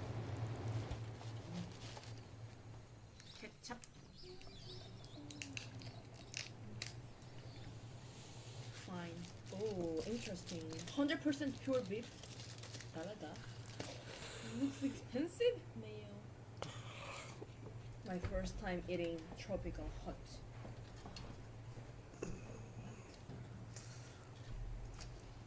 Guys, this is the best burger in the Philippines. I mean, it's amazing. Pineapple.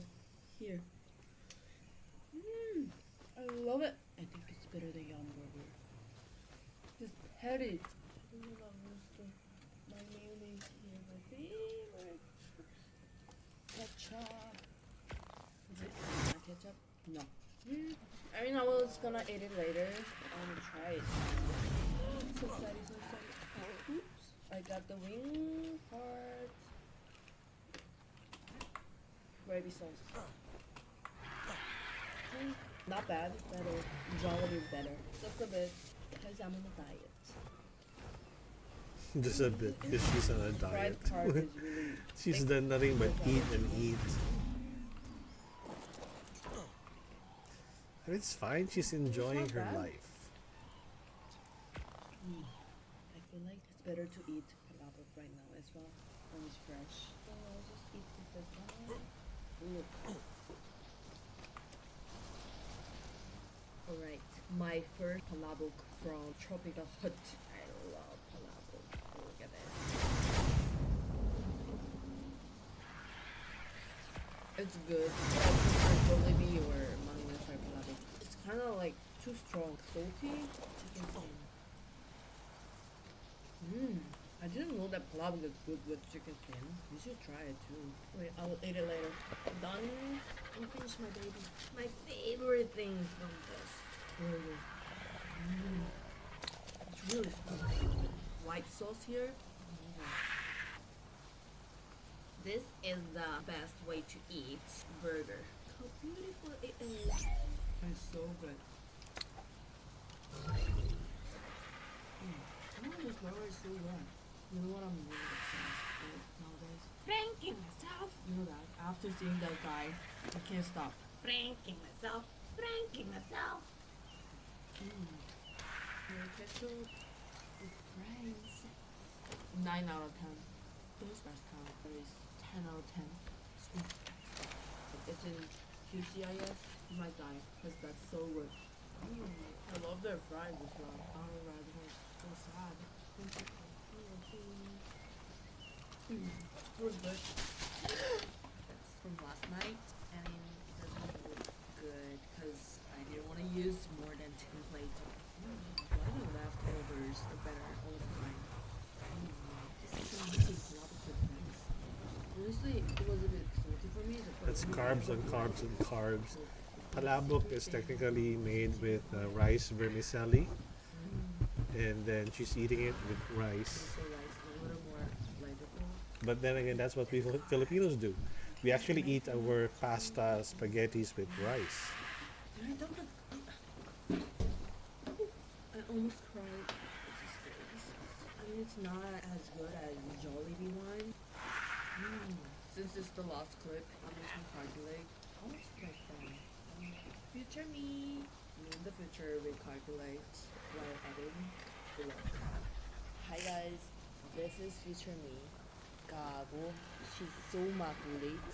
I've been dealing with her for over 20 years now. She's been like this ever since. Anyway, I'm doing it now. Calculator. I'll just add all the things. This 4,491 pesos.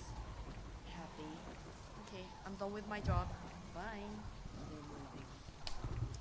Housing. Okay, I'll just finish this first. Gravy sauce is really good. Last one, rent. I'm living in Manila, Metro Manila. Rent which is the expensive. busiest district in the Philippines, I guess. It's so busy, so many people crowded. I was able to rent a house in the Philippines all by myself. 2 bedrooms. 8, but now 2 bedrooms. 2-bedroom house for 3,000 pesos. But that was in the mountain province, so it was a little bit cheaper. By the way, I bought it. Yeah, it has like everything. How much do I pay? I booked through Airbnb 10,700 pesos. Sharing the room with 0 to 3 people. It's too random if somebody comes gonna be my room, which never happened. And for me, this is the best option because I love meeting new people and I'm quite new. I just wanna absorb all the Filipino culture really quick. I was so surprised. The rent here is crazy. It's almost like Korea. Why is it so expensive? It makes me sad. I'm not using Airbnb this time. It's over $1,000. Average is like studio type 22K to 30K. Can be more expensive if it's fully furnished. The minimum stay is a year. I can't stop working. And if this is one bedroom, 30K, 28 square meters, 26K, 31 square meters, 28K. If you have a family, good luck. 3 bedroom will be 70K, 2 bedroom 50K. And that bills is right. And the good thing about this is that I don't need to pay bills. Oh yeah, I also have the CR in the room. Are we clear on the plan? Make this the best year yet! Starting now. Yeah.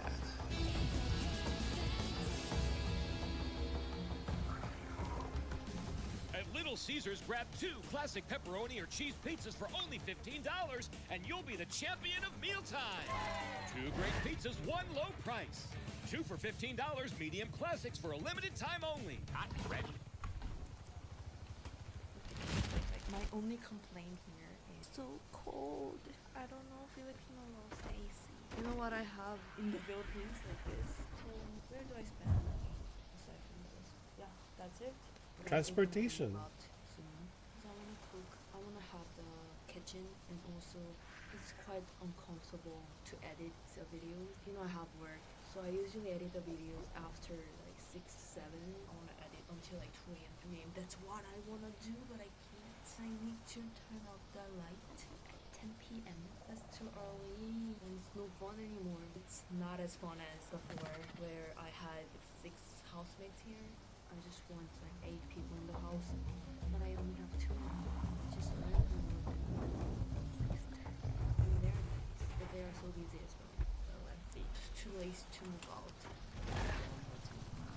Hey, me again. Future me. She just ended like that.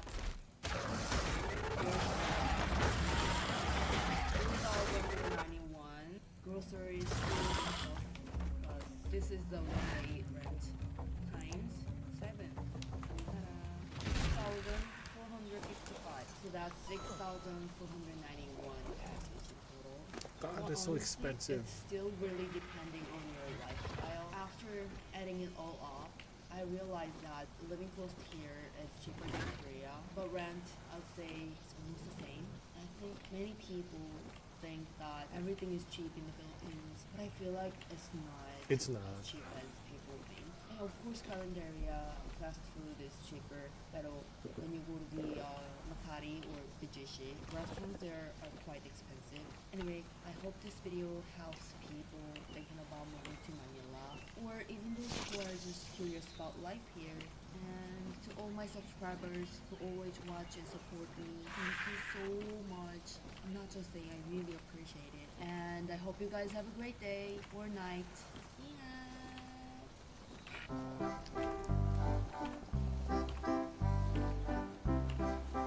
I mean, why move to Manila?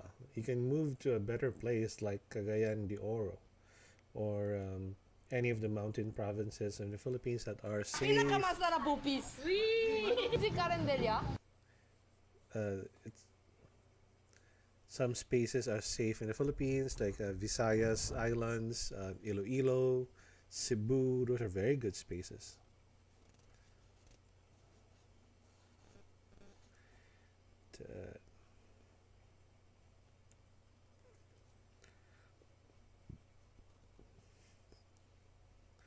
Ooh, look at this. Hi, my name is Ju. Hi. So they're ranking all the instant pancit canton, instant noodles in the Philippines. So pancit canton is one of the, I don't know if we consider it as pasta, but yeah, it's noodles. It's noodles. So it's instant noodles wherein you cook the noodles, but you do not use soup, or there's no soup base, or you evaporate the soup to concentrate the flavors into a sauce. And it's actually derived from lo mein, I think lo mein. But we also have a dish called lo mein, so it's a bit confusing. But pancit canton is easier to make in an instant. It's as easy as making an instant soup. You just basically boil the noodles and then drain it well, and then mix it with the seasonings. There was an old style of cooking it before, before it got changed. Before, you had to still stir fry the noodles and incorporate the oil and the seasonings, but now they made it a bit more instant. You just boil, drain, and then mix, and that's basically it. I still prefer the old style though, because the old style, the flavors was a bit more intense compared to the new one.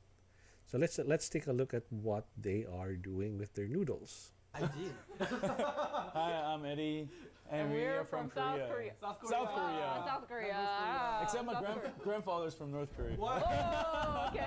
Oh. Actually, though? Yeah, actually, yeah. That was awkward. They had this thing in South Korea. Bring it on. That they don't like the North Korea refugees. Wait, who's the oldest? Who's the oldest? 형님. Oldest first. Oh, oldest first. Yo, you're gonna spill it all over. I'm excited. Okay. Oh. I've been starving. Yeah. Okay, let's try it. I prefer the chili mansi flavor.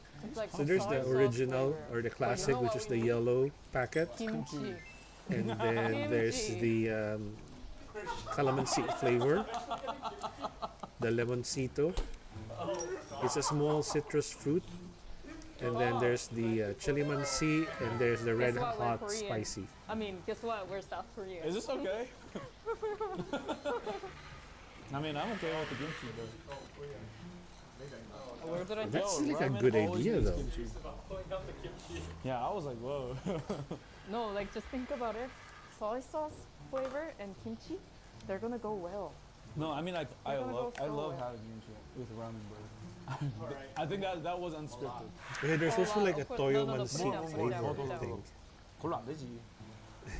That's not enough. 아니 이거를 냉장고에 놔둬. Okay. This is what we do. So this pancit canton, it's like dry kind of noodle, like no soup at all, right? It will go really well with fried eggs and kimchi. Yes, this one, that's what I I'll do. give Pancit with I'll fried give like eggs. 7. I don't know what's going to fried eggs like, or boiled I'm excited eggs. for other flavor too. So 7, yeah. Yeah, honestly, I think I can rate it once I try it. That's crazy that they also do that. And that's like egg on egg because noodles contain a lot of eggs. Good flavor. It reminds me of Indomie. Yeah. 6.5. Honestly, it's a little bit salty for me. I don't really eat very salty, so I think that's why. But what I can happened? definitely taste like the Southeastern Asian taste to it, which I enjoy a lot. I'd also say 7. Okay. That's pretty good. All right. So that's this the is calamansi pancit flavor. calamansi flavor. Oh, calamansi! Let's go. You guys familiar with calamansi? Yes. So it's kind of like a Filipino lime. Oh. So it has more of like a citrusy, like limey taste. Ooh. Okay. Okay. Awesome. I hope they have the chili mansi flavor. I wish I was getting paid. But you're gonna get kimchi advertisers. Oldest first? Yeah. Oldest first. And then lady. Oh, lady. sure. Lady first and then. 형님, 따그. I'm excited. Oh, smells like limey. No, 조금 Yeah. 더. That's Yeah, a little bit calamansi. more. Oh.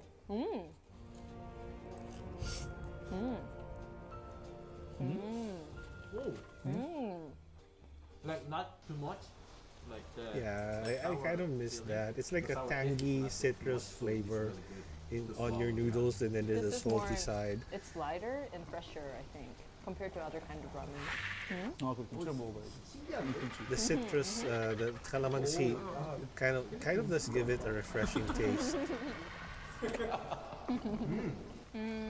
This one was better than the first one. I'll give 8 for this one. 7.5. Yeah, well, it is really interesting like flavor. I mean, for me, honestly, the one before was better. Like citrus taste, I was expecting more of lime and lemon taste flavor, but I feel like it was more of orangish taste flavor. Yes, that's because it's. So honestly, like, I would honestly calamansi give, is like, more 4.5. citrus than lime. Yeah. Oh, they skipped the chili mansi flavor. This is the next flavor. Oh, it looks That was good. This is hot chili flavor. Hot chili, okay. Basically, it's the spiciest flavor. Oh shoot. Oh, okay. Let's see how spicy it is. It's probably, if you're Korean, it's probably not that spicy. Okay. Yeah, we'll see. That's good. Oldest first. 언니, Then. lady. Oh, lady first. lady. Thank you. Okay, 바로. 자. Oh, we're gonna try it right away. 잘 먹겠습니다. 오. Wait. It smells really. Wait. 맛있는데 일단. Yeah, it smells familiar. Yeah. I have to finish writing this paper. I'm swamped. Just get Grammarly. It's free. Can it help with what I wrote last night? Grammarly will catch all those spelling and grammar errors, and it'll help with the bigger stuff. Grammarly can also give you ideas to make your writing better. Add more. Where did it go? I can taste the hot chili. Is it spicy for you? 오, 얘 맛있다. 이거 I like this one. 맛있는데? I like this one. Okay, so here's the thing about Koreans and 신라면. Whenever Korean eats something spicy, we compare it to 신라면 for the spiciness. So what is this, guys? This is less than cinnamon. Less than 신라면, right? Less than 신라면 means most of the people in Korea can enjoy this. Yeah.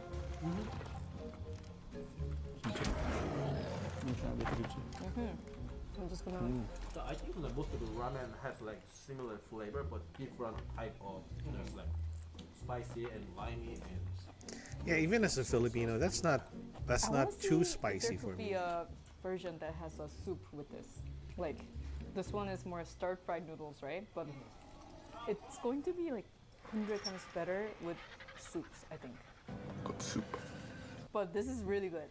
For sure, like, this is the best one for sure. I'm excited for the fourth one, but yeah. You know what? Let's just put lemon as 7.5 and this one is 8. This is 8, yeah. This is actually good 8, yeah. Okay. For me, this is maybe 7. I would give 9 for this one. Oh, okay. Like, I mean, for the Koreans, like, we love eating spicy food. And the pepper itself is a little different from the Korean flavor pepper. It's quite similar enough that I think we can enjoy this noodle. Yeah, and it goes really well with the kimchi too. So.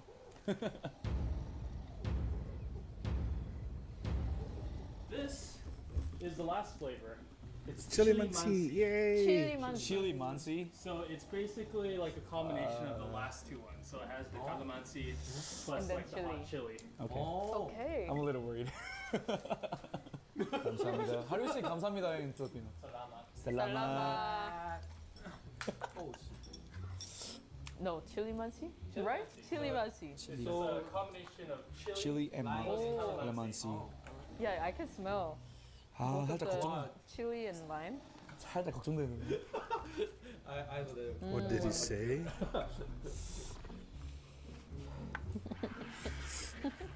Wait, this is a mixture of the second one and third one. Like, literally, yeah. I can't taste any spiciness though. That's just a lot stronger. It has stronger lime than the second one. I feel like. Kimchi, please. 알아요? Oh, we need some water. We need some water, yes. Oh. Wait, how does it thank you again? Salamat. Salamat. Salamat po. Salamat po. Oh, I want to show you my cup. It's a Pyeongchang Olympic cup. in Korea. Yay! So it says Pyeongchang 2018. This one, just like the one before, 8 out of 10. Really? This? Oh. Wow. I like it. It's similar to the last one. They're like, yeah. So this is like, for me, this is like too much like mix. the separate like ramen is like better for me. So this is maybe 4. I mean, honestly, this is the worst for me. Really? Like, I usually like citrus stuff, right? But then like this has stronger citrus flavor than the second one. So I would honestly give like 2. I wouldn't eat this one. Chili number 1. Chili mansi, original one, and then calamansi. Okay. I changed my mind, so yeah. Just like totally opposite. Calamansi, really, and the normal and chili and chili mansi. Really? I mean, I That's think mine's surprising. obvious. Chili mansi is normal, my calamansi, top. and then chili calamansi. I would eat I really like the chili one. And if normal one had more soup in it, it would be nicer. I would do chili one, but I really want to just try a real Filipino restaurant. I've never tried one, so. All right, guys. Well, that is it for our video. Hope you guys liked it. Remember to subscribe. God, this is gonna be my last one because what's wrong with Rufa May Quinto now? Because I have to go to sleep. I got an early meeting.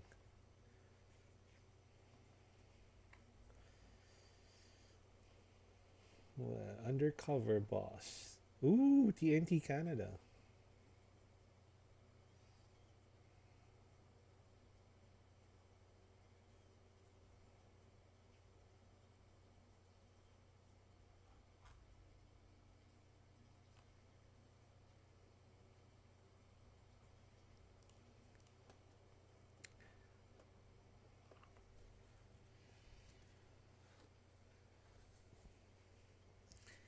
Okay, they're trying lechon for the There's first DIY. time, so we're gonna And check there's that doing it video. yourself. So lechon is they're gonna be talking in Korean, so I'm gonna make the video a bit bigger so you can read the subtitles. Ta-da! A bit bigger. Yeah, it's still small.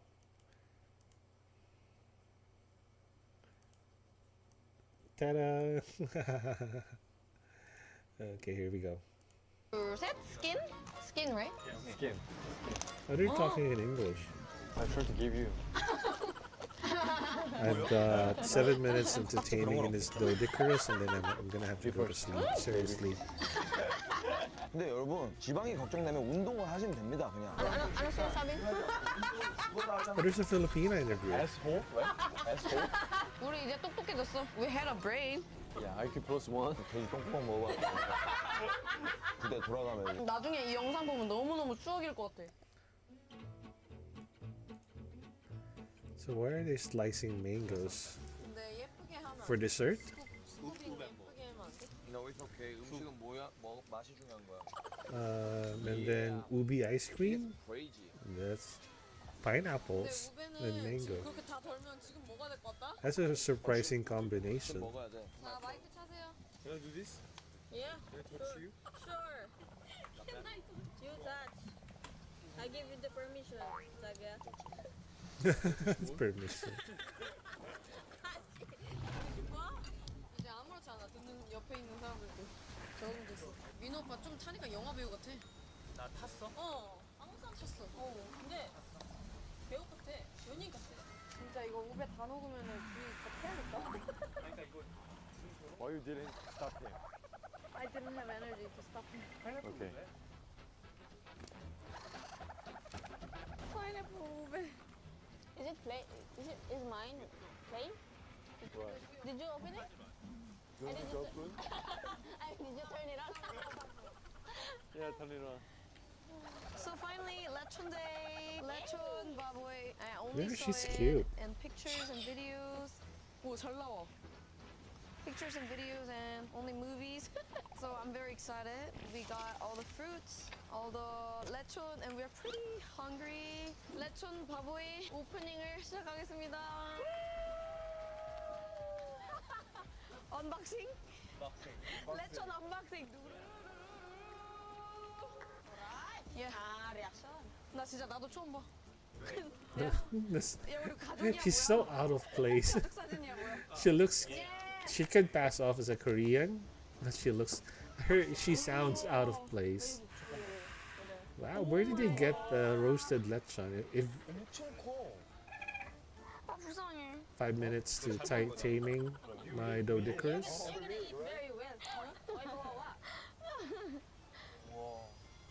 아니 얼굴이 너무 불쌍해. 꼬리까지 있어.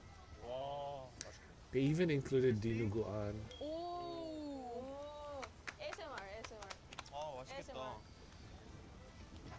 You wash your hand? 당연히.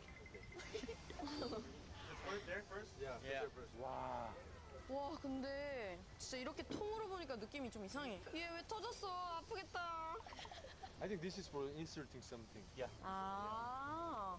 What did they insert? Some kind of like plant. Plant? Plant. Lemongrass. Lemongrass. It's in the bed. 와. Yeah, I miss lemongrass. Lemongrass tastes so good. 하바나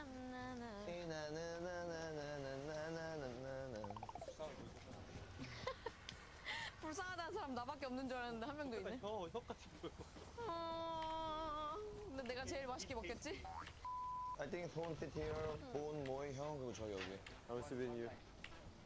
I want to sit with you. They will sit on me? Guys didn't see you much today. Yeah. Must be really boring, right? Yeah. You didn't have someone to bully. I bullied her so. 나 머리가 왜 이렇게 크냐? 잘못했는데 이거? 맞아 이거? 아니 저 왼쪽이 이쁘거든요. 오른쪽에서 The left side is the prettier side. 아 민우 형 내 옆에 있으니까 작아 보여. 이 형 나랑 맞아. 비슷한데. 에? 에? 응? Hey guys! We are ready to eat lechon baboy. It was kind of like sad to see the lechon dead, but you're gonna eat it well later. 자 그러면은 어떻게 먹으면 될까요? Yeah, they're gonna. How do we even eat it? They're gonna come from us. Yeah. Alright, the butcher chef. Butcher. 아 저거 아 잠깐 맥주 치워야 될 것 같은데. She's really out of place with her accent and stuff. But she's cute. Moi is cute. 오케이. 아 진짜 목 치는 거야? 우와, 그럼 되게 크리스피하다. 크리스피하다. 아니 근데 많이 만나봐. 한번 일단 크리스피. Try. Yeah, first. Everyone. 같이 먹자, 같이. 하나, 둘, 셋. Skin? Skin, right? Skin. 어. I tried to give you. The crunchy sound. I missed lechon. Like a proper lechon. The lechon here is different. The skin is soft. 와. 근데 이게 돼지. That's so that looks so good. It tastes like snack, right? Use it with crispiness. Yeah. 잘한다. 민우가 먹을 때마다 이거 할 것 같은데. And then you eat it with rice. Dip the lechon in a soy sauce, Keeping asking you. calamansi, onion mix. Yes. Not to cut your hair. Very soft. Very soft, okay. 와. 대박이야. 사라프만 쉣. 그럼 이거를 통구이로 이렇게 돌리는 거야? Right? Yeah. Kind of like a big rotisserie but for pigs. 근데 이렇게 진짜 Really? 리얼하게 너무 리얼해. That's it. What about eating sauce together? 오케이. 다칠까봐 걱정된다. 핫소스. 아니 근데 꼬리 어우 어떡해. And then pineapple. That is a very nice meal. 여기가 제일 크시죠? 얼굴 귀 뭐 다. 뭐? Can I drink beer? 야. 아 보스라고 한 거야? 난 또. 보스. 아 보스. 나는 both can I drink coke and beer 이런 줄 알았네. Can I get coke? Coke would be the 아, 그래. best. 감사합니다. 맛있구나? I'm so happy. Alright. Thank you for play with me. Thank you for 무슨 말인지. 무슨 말이야? 같이 놀아줘서 고마워 우리들. Cheers. 잘 다가이. 나가이. 아, 따가이, 따가이. 아니 우리는 삼계탕을 이렇게 먹지 이렇게 돼지고기를 이렇게 먹진 않잖아. 그치? 어이, 내가 오빠한테 줘버렸다. 와, so tender, so juicy. 아, 난 손으로 먹을게. 그럼. 와우. 너무 두껍다. 근데 약간 털기 같아, 털기. 응? Turkey? 응. This is watching you. 그래서 I don't want to look at it. 와, it's been a long time since I ate this. 잘 됐죠? 네, 원래 드셔서. Okay. Yeah, the ribs are also good. There's because it has a concentration of brown adipose tissue, and it just tastes so good.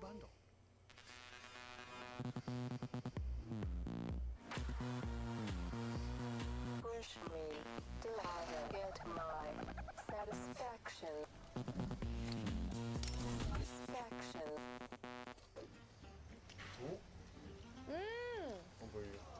감사합니다. We do this? 다시? 불쌍함 어디로 감? He's looking at me while I'm eating it. Do you feel 까마워? 응, 따로 써라. You didn't I make it? Ube pineapple? Ube pineapple? Okay. So good. 한 50만 원인가? 얼마지? 15만 원? 마카는 포토? 마카는 포토, 셰프. 아까는 포토? 필라. 필라? Only 7K. 그게 얼마지? 7K. 한 20만 원 하네. This is kind of salty. 와, very salty. 얼마라고? 17만 원. 근데 한국에서 만약 이렇게 먹으면 한 40만 원 내야 될 것 같아. 더 비싸. 내 평균적으로 몇 인분이야? 21분. 그지? 양이 많아, 그지? 왜? 딱 보니까 고기가 A typical lechon will be able to, like, in a Filipino party, there would be one lechon and a family of like 20 to 30 people can share it, because it's not just going to be lechon in the food. There's going to be a lot of other food like spaghetti, menudo, cake in a Filipino party. So it's wow.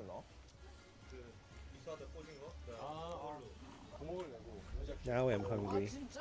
대박. 아나 통장에 배어 있는 게 너무 신기해. 엄청 부드러워. salamat. Ay, salamat. 와, 이거 미쳤다. 목살? 등살? 여기 어디야? 목 아니야? 뒷목살? So the parts of the pig absorb salt differently, and we pack the pig with a lot of spices inside it. So the belly part would be more flavorful, but the back part absorbs a bit more salt, especially at the back of the neck for some reason. That's lemongrass. See, we pack it with lemongrass. That's a lot of lemongrass. Because of the smell. It's all our first time, so we don't know. 저 먹는 게 아니구나. 냄새 좋은데? 왜 빼? 벨리 먹어야 돼. 왜 빼? 여기가 Yeah, the belly part is the most delicious part. 냄새가 레몬그라스 향이 나긴 난다. 오빠 레몬그라스 본 적도 없죠? 나 여기서 처음 우와, 뭐야? 내장 빼내는 것 같아. 그러면 이제 하나하나 다 잘라서 시즈닝하고 막 하는 거네. 와. 이거 진짜 17만 원보다 더 들겠다, 한국에서 먹으면. 여기가 벨리. 벨리? 벨리. 아, 너 먹어봐. 삼겹살이야? 그러면? 삼겹살. It's more flavorful than samgyeopsal. The belly part. Didn't even get it. That's why in some cases, some of the people, if you hire somebody to cook lechon, and some of the lechon makers would steal the belly part because that's the most flavorful. That's your belly part? Yeah. You feel bad, it's your cousin. Yeah, my brother. Does anyone want tongue? Yeah. I can also eat eye. 근데 와, 대박. I've never liked lengua though. The tongue of the pig. I've never liked the lengua part. This is nose. Oh my. 왜 꼬리를 내요? 근데 이거 맛있지 않을까? 이거 완전 top. 헐. 와, 랭과. Lengua is tongue. Okay. I feel like I'm kissing with pig. It's like a French kiss, right? With the tongue. I can eat, but yeah, that's disgusting. French kiss. 잘 먹었네. 나 갑자기 심장이 뛰어. 괜찮아요? 무서워서. 소세지 같아요. 먹어봐요, 자기. 그냥 조금만. 맛있어요. 나도. 한번 맛있어. 야 근데 이거 잡았을 때 느낌이 when you grab it, it feels like I'm grabbing a tongue. 맛있는데요? 맛있어. 네. 맛있어. 맛있어요. 아 훈제 같네 훈제. 이거 맛있어요? 스모크 소세지. 아 얘네가 시즈닝을 잘해서 그런 것 같아. 그거 얼굴에다 대봐. 얼굴에다. Snout. So those stuff are usually not eaten during a party, but what happens is that it'll be saved and it'll be turned into what we call lechon paksiu. It tastes better that way. 가끔씩 까먹어. 족발 그 진짜 그 부분 있잖아요. 탱글탱글한 부분 그 맛이에요. 코딱지 그런 건 없겠죠? Doing the ritual again. 컵딱지 들어있으면 짭짤할 거예요.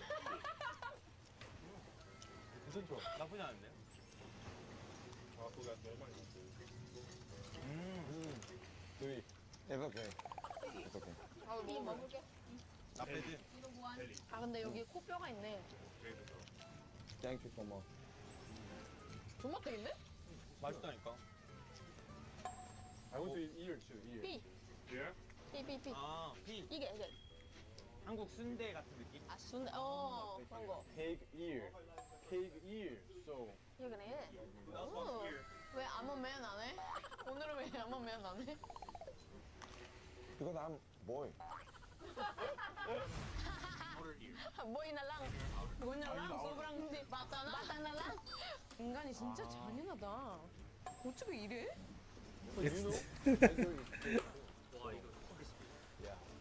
그냥 피라미드상 어쩔 수 없다. 아, 하이라키 있어.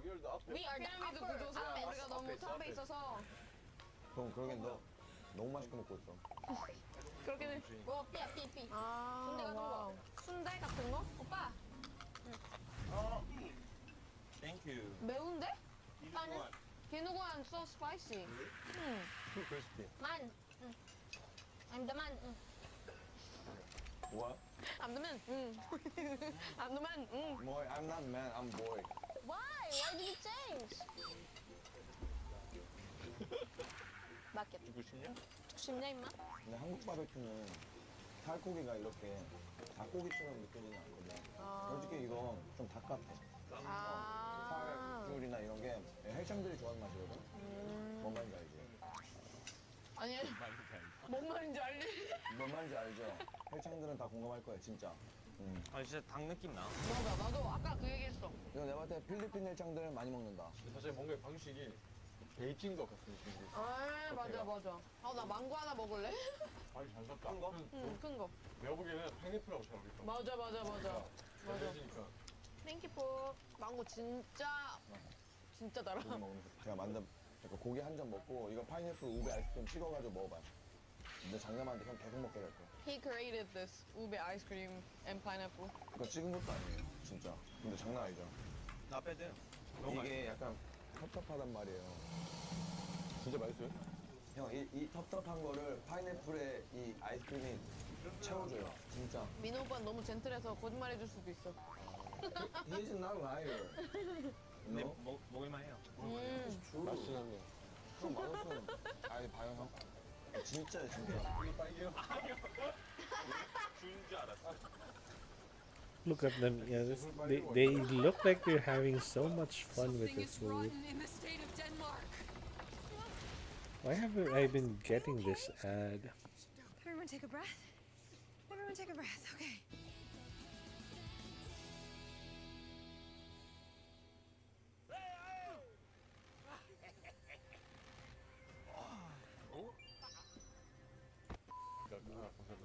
오. You like now? 할까요? 아 그래? 나도. 야. 오. 네. 주세요 형님 해야지. 약간 땅콩 파인애플 먹는 것 같은데? 너무 많이 찍으면 안 돼요. 응. 아니 너무 많이 찍으면 안 돼요 형. 진짜 살짝만 약간 데리야끼 느낌으로다가. 나쁘지 않아. 나쁘지 않아. 근데 너무 배고플 때 먹을 수 있어. 뭐라고? 나쁘지 않아. 아 너무 많이 찍어서 그래. 파인애플 맛은 살짝 파인해야 되는데. Cheers. Cheers. 너무 맛있어. I think Moy, the girl on with the tank top, is their guide or some sort of some sort. 같은데 괜찮아? 살코기가 탄탄해 보여. 막 지방 많은 살코기 좀 안 보이는데? 근데 여러분 지방이 걱정되면 운동을 하시면 됩니다. 그냥 운동하고 먹을 거 다 먹고 해도 안 찝니다 살. 나막 지방도 식단 이거 다 하잖아요. Sabi ko may 뭐야? Tagalog 뭐래? 뭔데? Muscle is true. 꼰대야 꼰대. Can I have more coke? Can I give you with this hand? It's okay. Yeah. You're not gonna put your hand. If you're gonna do that, let me know. 그거네. 이거 둘이 좋아하겠다. 그러니까. 알았어요. They don't even get it. She keeps talking in Tagalog. They don't even get it. They just look at you. 부드러운 고기 좋아한다고. 부드러운 거 좋아한대? 이거 아닐까요? 오.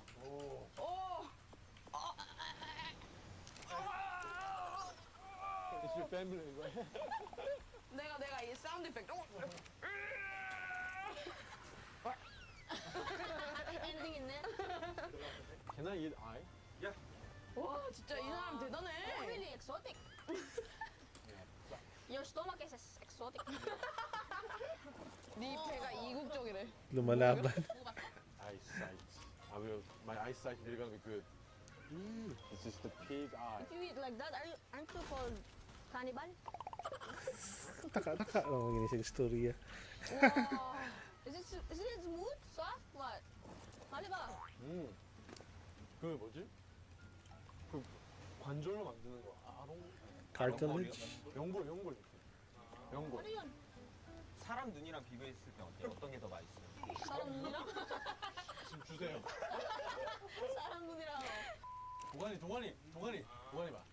도가니가 뭔데? 무릎? 네, 도가니가 무릎 여기 중간에 있는 그러니까요. The joint between. 먹으려면 먹을 수는 있는데 Let's try. 느낌이. Keep your words. Try. It's your birthday. 해봐. Alright. 하나, 둘, 셋. 야 느낌이 너무 이상해. 아니 맛이 어떠냐면 생선 썩은 맛. 생선 비린 젤리 맛. 정확하게 표현했다 내가. 눈알 젤리 맛. 파인애플 그냥 먹으니까 너무 맛있어. 뭐라고? 못 들었어, 뭐라고? 그냥 먹으니까 맛있대요. 그냥 먹으니까 맛있다고요? So hurt. 너 알아들었어? 못 알아들었어. I was about to say what, and then you say so hurt. I said without the ube it's so good. 우리나 먹을란다. 근데 나 사실 이런 말 하고 싶지 않았는데 안 취했어. 이런 말 하고 싶지 않았는데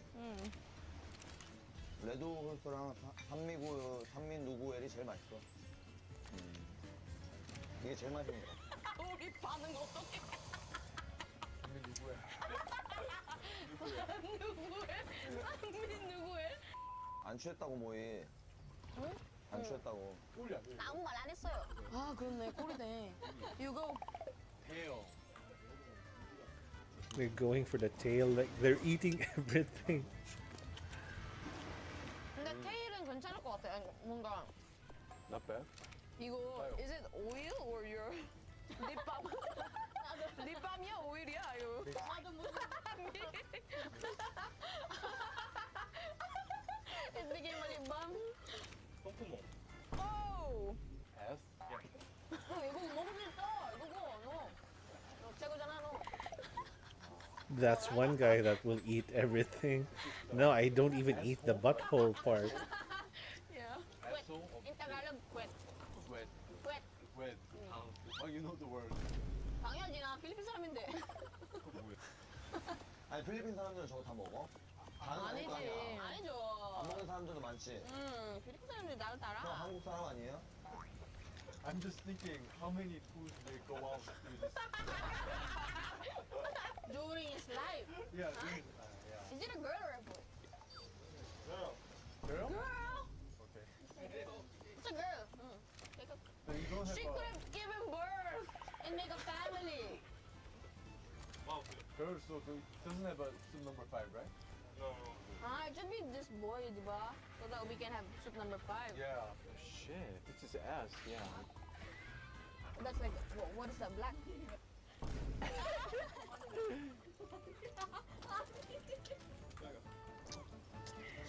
yeah. How's it? 똥구멍.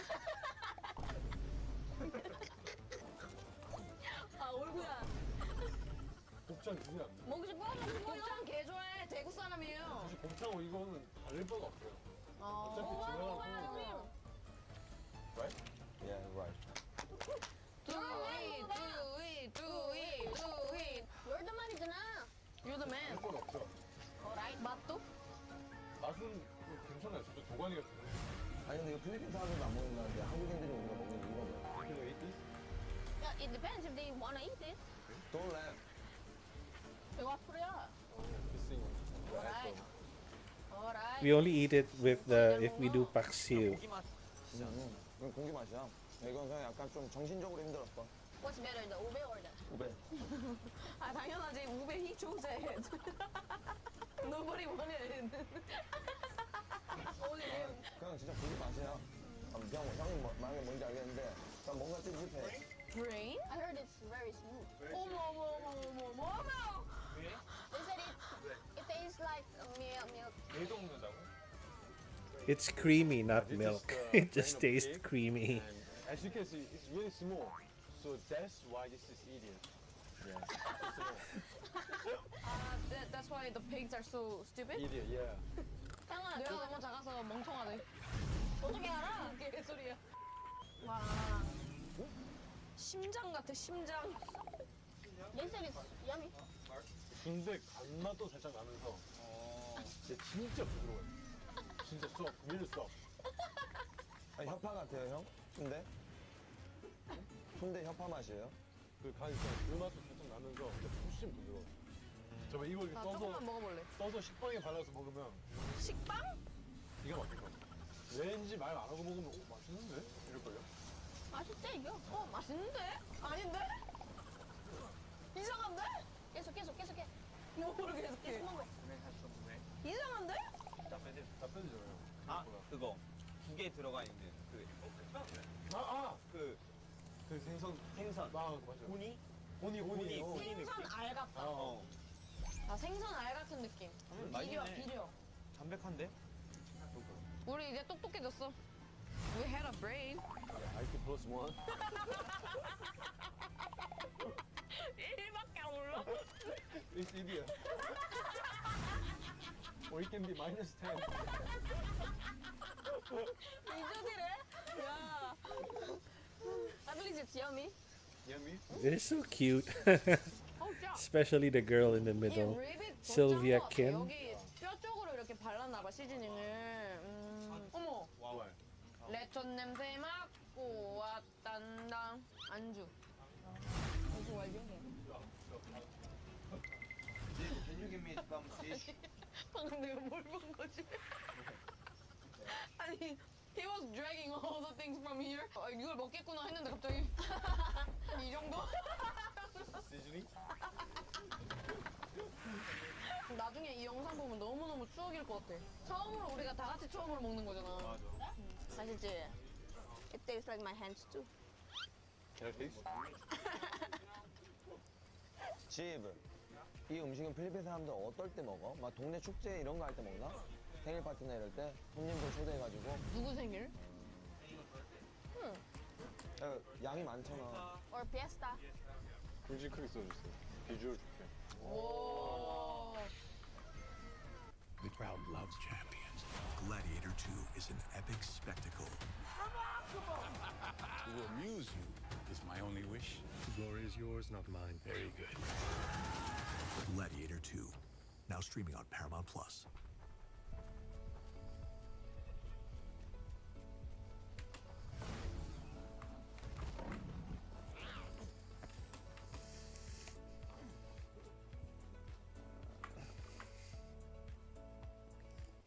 야, 금방이야. 대단해. 이 살들이랑 조금 부드러워요. So different parts of the pig taste different. 이거예요. 이거 자꾸 다시 넣어요. Can you taste from me? I will eat that. Okay. Yeah. I will eat it for you. 우와. 무거워? 한 몇 킬로? 한 2, 3킬로? 한 2kg? 저걸로 우리 그 덤벨로 하면 되겠네. 2kg 갈 것 같아요. 이렇게 먹는데 살이 안 찌는 이유는 수영이에요? I was thinking that. 형은 탄수화물 많이 안 먹어. He eats a lot. 형은 단백질이랑 지방류만 많이 먹어. 아, 그렇네. 사실 살찌는 주범보다 탄수화물. 알겠습니다, 선생님. 와, 배부르다. 근데 뼈 제 목에 걸릴 텐데? 뭔가 재밌어. 와, 다 먹었어, 뼈. 야, 너 식인종이야? 진짜 먹방이다, 쟤. 뒤졌는데, 와, 잘 먹네. 우와. Where the heck is my robot? Oh, there he is. He's doing the ritual again. I don't know how to make my farm any better than what I'm doing right now. 이거 부러울 것 같은데? 오빠 때문에 부족한 거예요, 지금. 그냥 먹었어야지. 7명이 할 때는 파티에 다른 음식이 나오잖아요. 아, 다른 음식이 있어야 돼? 원래 혼자서 먹는 사람 아, 그래요? 찌양도 못 먹어요. 뭐 먹지? 이거 20kg인데. 찌양은 먹지 않을까요? 그럴까요? 라면 20봉지 먹는 거?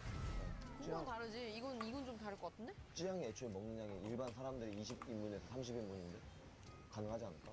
그럼 나중에 일반인 10배? 말도 안 돼. 이거 찌양 필리핀 와서 먹으면 대박 나겠다. 그러니까. 응? 찌양 씨 나중에 와주세요 필리핀으로. 찌양님 필리핀으로 초대드립니다. 같이 너 배틀해, 배틀. 미니멀 클래핑. 목이 잘 먹네. 너처럼 아니고. Now I have to. There you Hands on are. my knees, hands on my knees. 이거 봐, 이빨 있어. Pipette. 이건 좀 질러. 앞니. 나이프? 이빨 짱 많아. 오 쉣. 충치 있네. 이거 봐. 이빨 완전 많네. 우베 난리 났다. 우베. 뭐 이따가 이 우베. Finally, he's working a little bit. 줘보자. 먹나 안 먹나 보자. 그래. 야, 모자. 동조. 리뷰 마저 나부터 하면 되잖아. So let's listen to their opinions. 한국식 돼지고기에 비해서 좀 더 닭고기 같은 식감에 좀 가까웠고 부위 자체는 좀 한국인들이 선호하는 부위랑 비선호하는 부위가 있는 것 같은데 맛있었다 정도. 근데 나한테는 좀 살짝 짰어. Yeah, it is 그치, 짜. salty. 맞아, 음식 맞아, 자체가. 맞아. 그래서 밥이 좀 절대적으로 필요한 것 같아. 이제 They didn't 반죽하게 have 좀 rice 약간 with 그런 it? 바베큐 느낌? 술 마시면서 뭔가? Alright. 아니 레촌 먹고 감성병 말하고 박수 쳐. 버니? 응. 오케이. 민우 오빠는? So I'm just reading the comments. 통으로 와서 솔직히 좀 Let's see the comments. Wait, I don't see the comments. Where 처음에 is that? 커팅하고 Where? 자를 때 크리스피한 느낌이 들어서 저 껍질이 되게 맛있었어요. Did they remove the comments or something? Oh, there it is. 귀나 코 Ryan and Moy are like newlyweds. 그런 것도 먹어봤는데 의외로 괜찮았다. 뇌 같은 것도. 그래서 저는 전체적으로 되게 만족. That is true. We don't eat a lot of the parts that they've eaten in the party, but we'll eat them when you make it into a paksiw. 나는 사진으로 너무 많이 봤거든. 필리핀에 이렇게 통구이를 먹는다. 레촌을 먹어야 된다. 레촌 까왈리 말고. It was kind of like an experiment for me, like how. I think that's enough for me because I need to sleep. I'm gonna be late for our meeting tomorrow. Anatomy, 야야야. 아이, 여기 아이 또 있다.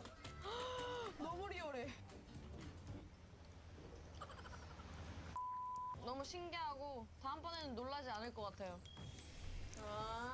박수! 네. Okay, that's enough for now. Thank you guys, whoever is gonna be watching this. I had fun watching the videos.